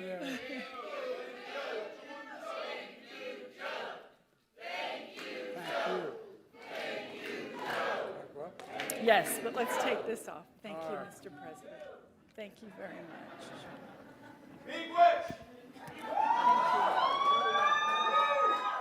I could have used that blanket when I was lighting that Christmas tree. Both of us were freezing, Secretary. Thank you, Secretary Holland, Gracias, secretaria Holland, secretario Nolan. Muchas gracias. Ha sido el honor de mi vida el ser parte de la vida de las tribus durante mi presidencia. Es un momento muy importante. Cuando llegué al Senado tenía 29 años y Danny Inouye me recibió. Y él decía, tribus no yo, naciones. Gracias, secretario Holland, por la presentación, por su histórico liderazgo en el Departamento del Interior. Algo realmente que ha sido histórico. He trabajado con muchos miembros del gabinete, designé varios a lo largo de mis 59 años de carrera. Pero déjenme decirles que nunca me había encontrado con una persona más dedicada a su misión, sinceramente. Y gracias a los líderes tribales que han venido de todo el país representando a las naciones tribales. Yo llegué a la presidencia y relancé esta iniciativa de la Cumbre de Naciones Tribales para poder reunirnos, para hablar de las necesidades en sus comunidades, para trazar metas, para escuchar. Porque reconozco y respeto. Esto es fundamental para las relaciones entre las naciones. Hay mucho de lo que podemos sentirnos orgullosos. Se ha logrado mucho. Desde el primer día, en mi gobierno, trabajamos para incluir voces indígenas en todo lo que hacemos. No solamente tenemos la primera miembro del secretaria indígena. Hay más de 80 sirviendo en posiciones de alto nivel en mi gobierno.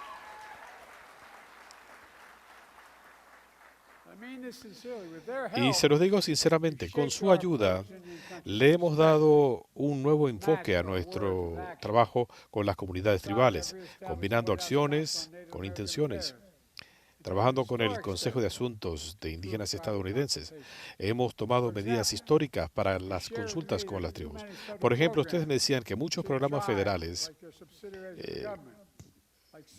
que dependen del gobierno, ciudades y condados, en lugar de pasar directamente por las naciones tribales. Las naciones tribales no son subsidiarias, son naciones. Así que en la cumbre del año pasado, yo firmé una orden ejecutiva sin precedentes, reconociendo que el tratamiento debe ser a naciones tribales, con respeto a las tomas de decisiones. Eso facilita el proceso de lograr subvenciones, auspiciar programas gubernamentales. Eso es muy difícil, por cierto. También estamos invirtiendo $45 mil millones, una cifra histórica dirigida a las naciones indígenas. Hace falta más, pero eso es más que nunca antes. Esto incluye ayudar a las comunidades tribales a sobreponerse a las pandemias con vacunas, con cheques en los bolsillos, construyendo carreteras, puentes, llevándoles internet de alta velocidad, accesible, agua potable. Como nación, estamos haciendo la mayor inversión en la historia para enfrentar el cambio climático, más que nunca en la historia del mundo. Queremos que las comunidades indígenas encabecen esta lucha contra la sequía, los incendios forestales, el aumento en el nivel del mar, para proteger sus tierras ancestrales. Logramos fondos sin precedentes para los servicios de salud para comunidades indígenas. De donde yo vengo, eso es algo muy importante. Esto permite que los hospitales puedan planificar, contratar médicos, sabiendo que van a tener dinero. En total, se han creado 200.000 empleos para indígenas estadounidenses, llevando el desempleo a un nivel sin precedentes. Hemos logrado aumentar los contratos federales para negocios indígenas. Es algo que me llena de orgullo, el haber podido recortar la pobreza. Pero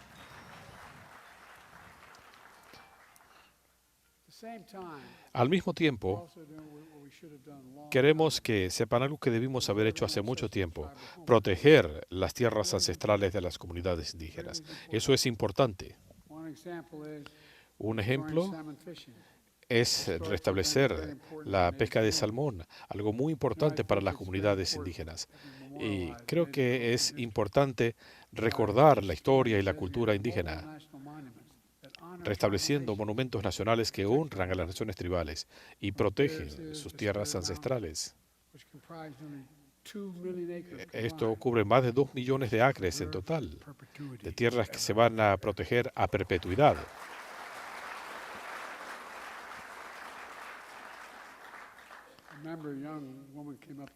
Recuerdo una muchacha que se me acercó y me le acerqué para hablar y me dijo, ¿puede encargarse de Bear's Ears? Y no sabía a qué se refería. Pero cuando firmamos esta legislación, le di la lapicera. Hemos establecido el primer santuario marítimo propuesto por comunidades indígenas frente a las costas de California, lo cual cubre 4.400 millas cuadradas. Eso es un área protegida. Esto se condice con mi compromiso cuando asumí la presidencia de proteger el 30% de las tierras y aguas de Estados Unidos de manera permanente de aquí al año 2030. Y estamos bien encaminados gracias a la ayuda de todos ustedes. Y lo estamos haciendo respetando las costumbres que las comunidades han desarrollado a lo largo de los siglos, el conocimiento indígena. Siempre me ha impresionado la forma en que se manejan estas tierras indígenas. El año pasado duplicamos los acuerdos de custodia, llegando a 400 con naciones tribales. Todo esto dista mucho de las políticas fallidas del pasado. En octubre vi a muchos de ustedes en Arizona, un día que nunca voy a olvidar. En nombre del pueblo de los Estados Unidos, me pareció que era muy importante que el presidente de los Estados Unidos corrigiera faltas ignoradas por mucho tiempo y pidiera disculpas.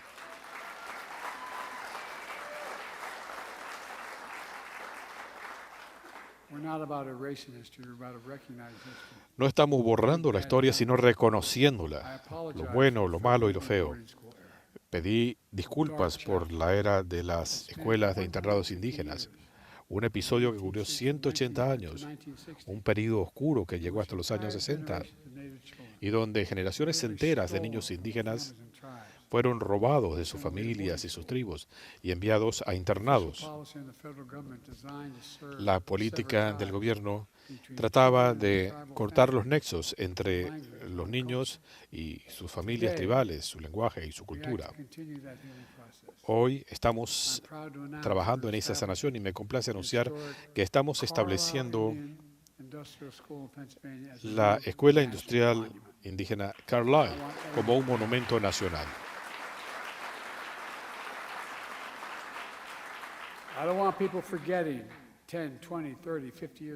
No queremos que la gente olvide esto en el futuro, como si esto nunca hubiera pasado.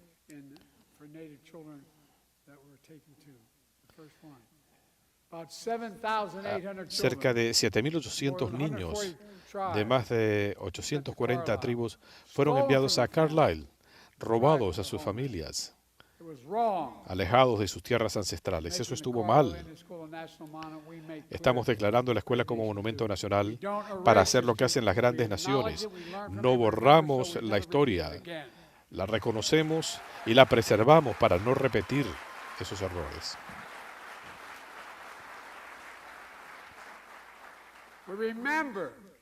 Nosotros recordamos para poder sanar. Ese es el propósito de la memoria.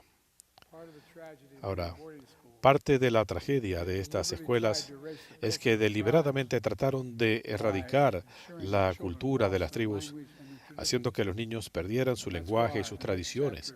Es por eso que el siguiente capítulo de la sanación requiere revitalizar las lenguas indígenas. Mi esposa, Jill, esto para ella es algo sumamente importante. Ella es una educadora. Y en el primer viaje con la secretaria Holland, ella visitó un programa de la Nación Cherokee en Oklahoma y vio cómo los niños estaban emocionados pronunciando palabras que pronunciaron sus ancestros. 3/4 de nuestros lenguajes indígenas corren el riesgo de desaparecer. Es por eso que hoy mi gobierno está trabajando en un programa a 10 años para revitalizar las lenguas indígenas. Es un esfuerzo serio.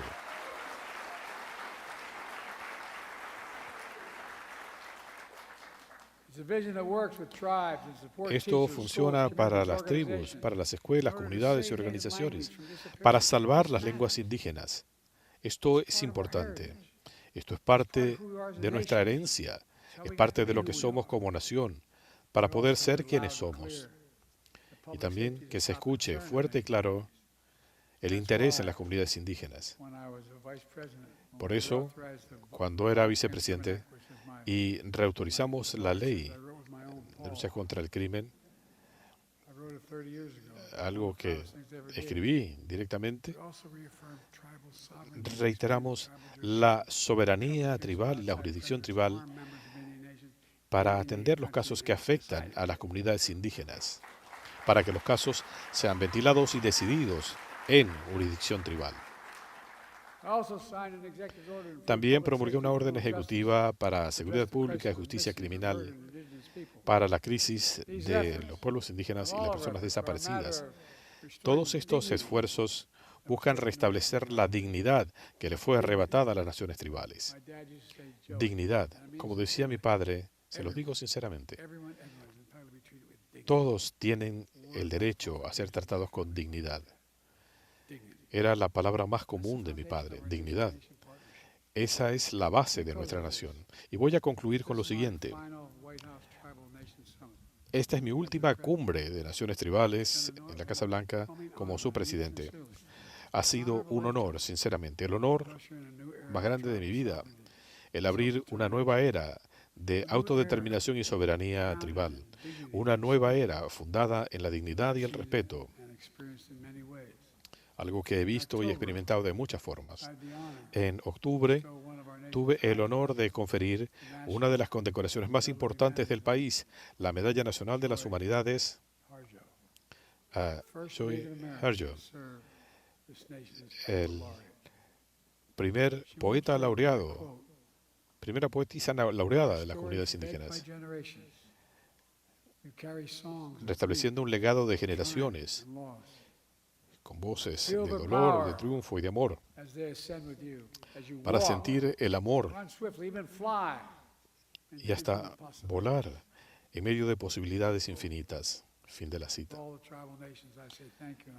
A todas las naciones tribales les doy las gracias, sinceramente. Gracias por su cooperación, gracias por su confianza en mí y especialmente gracias por su amistad. Siempre he creído que las posibilidades de nuestra nación son ilimitadas. Una vez me preguntaron, cuando pasé más tiempo que ningún otro líder mundial con Xi Jinping en China, estábamos en la meseta tibetana en China. Él me preguntó y me dijo, ¿puede definirme a Estados Unidos? Y le dije sí, en una sola palabra. Me miró y le dije, posibilidades. En Estados Unidos creemos que todo es posible si lo hacemos juntos. Y eso es lo que hemos hecho y lo que vamos a seguir haciendo. Gracias.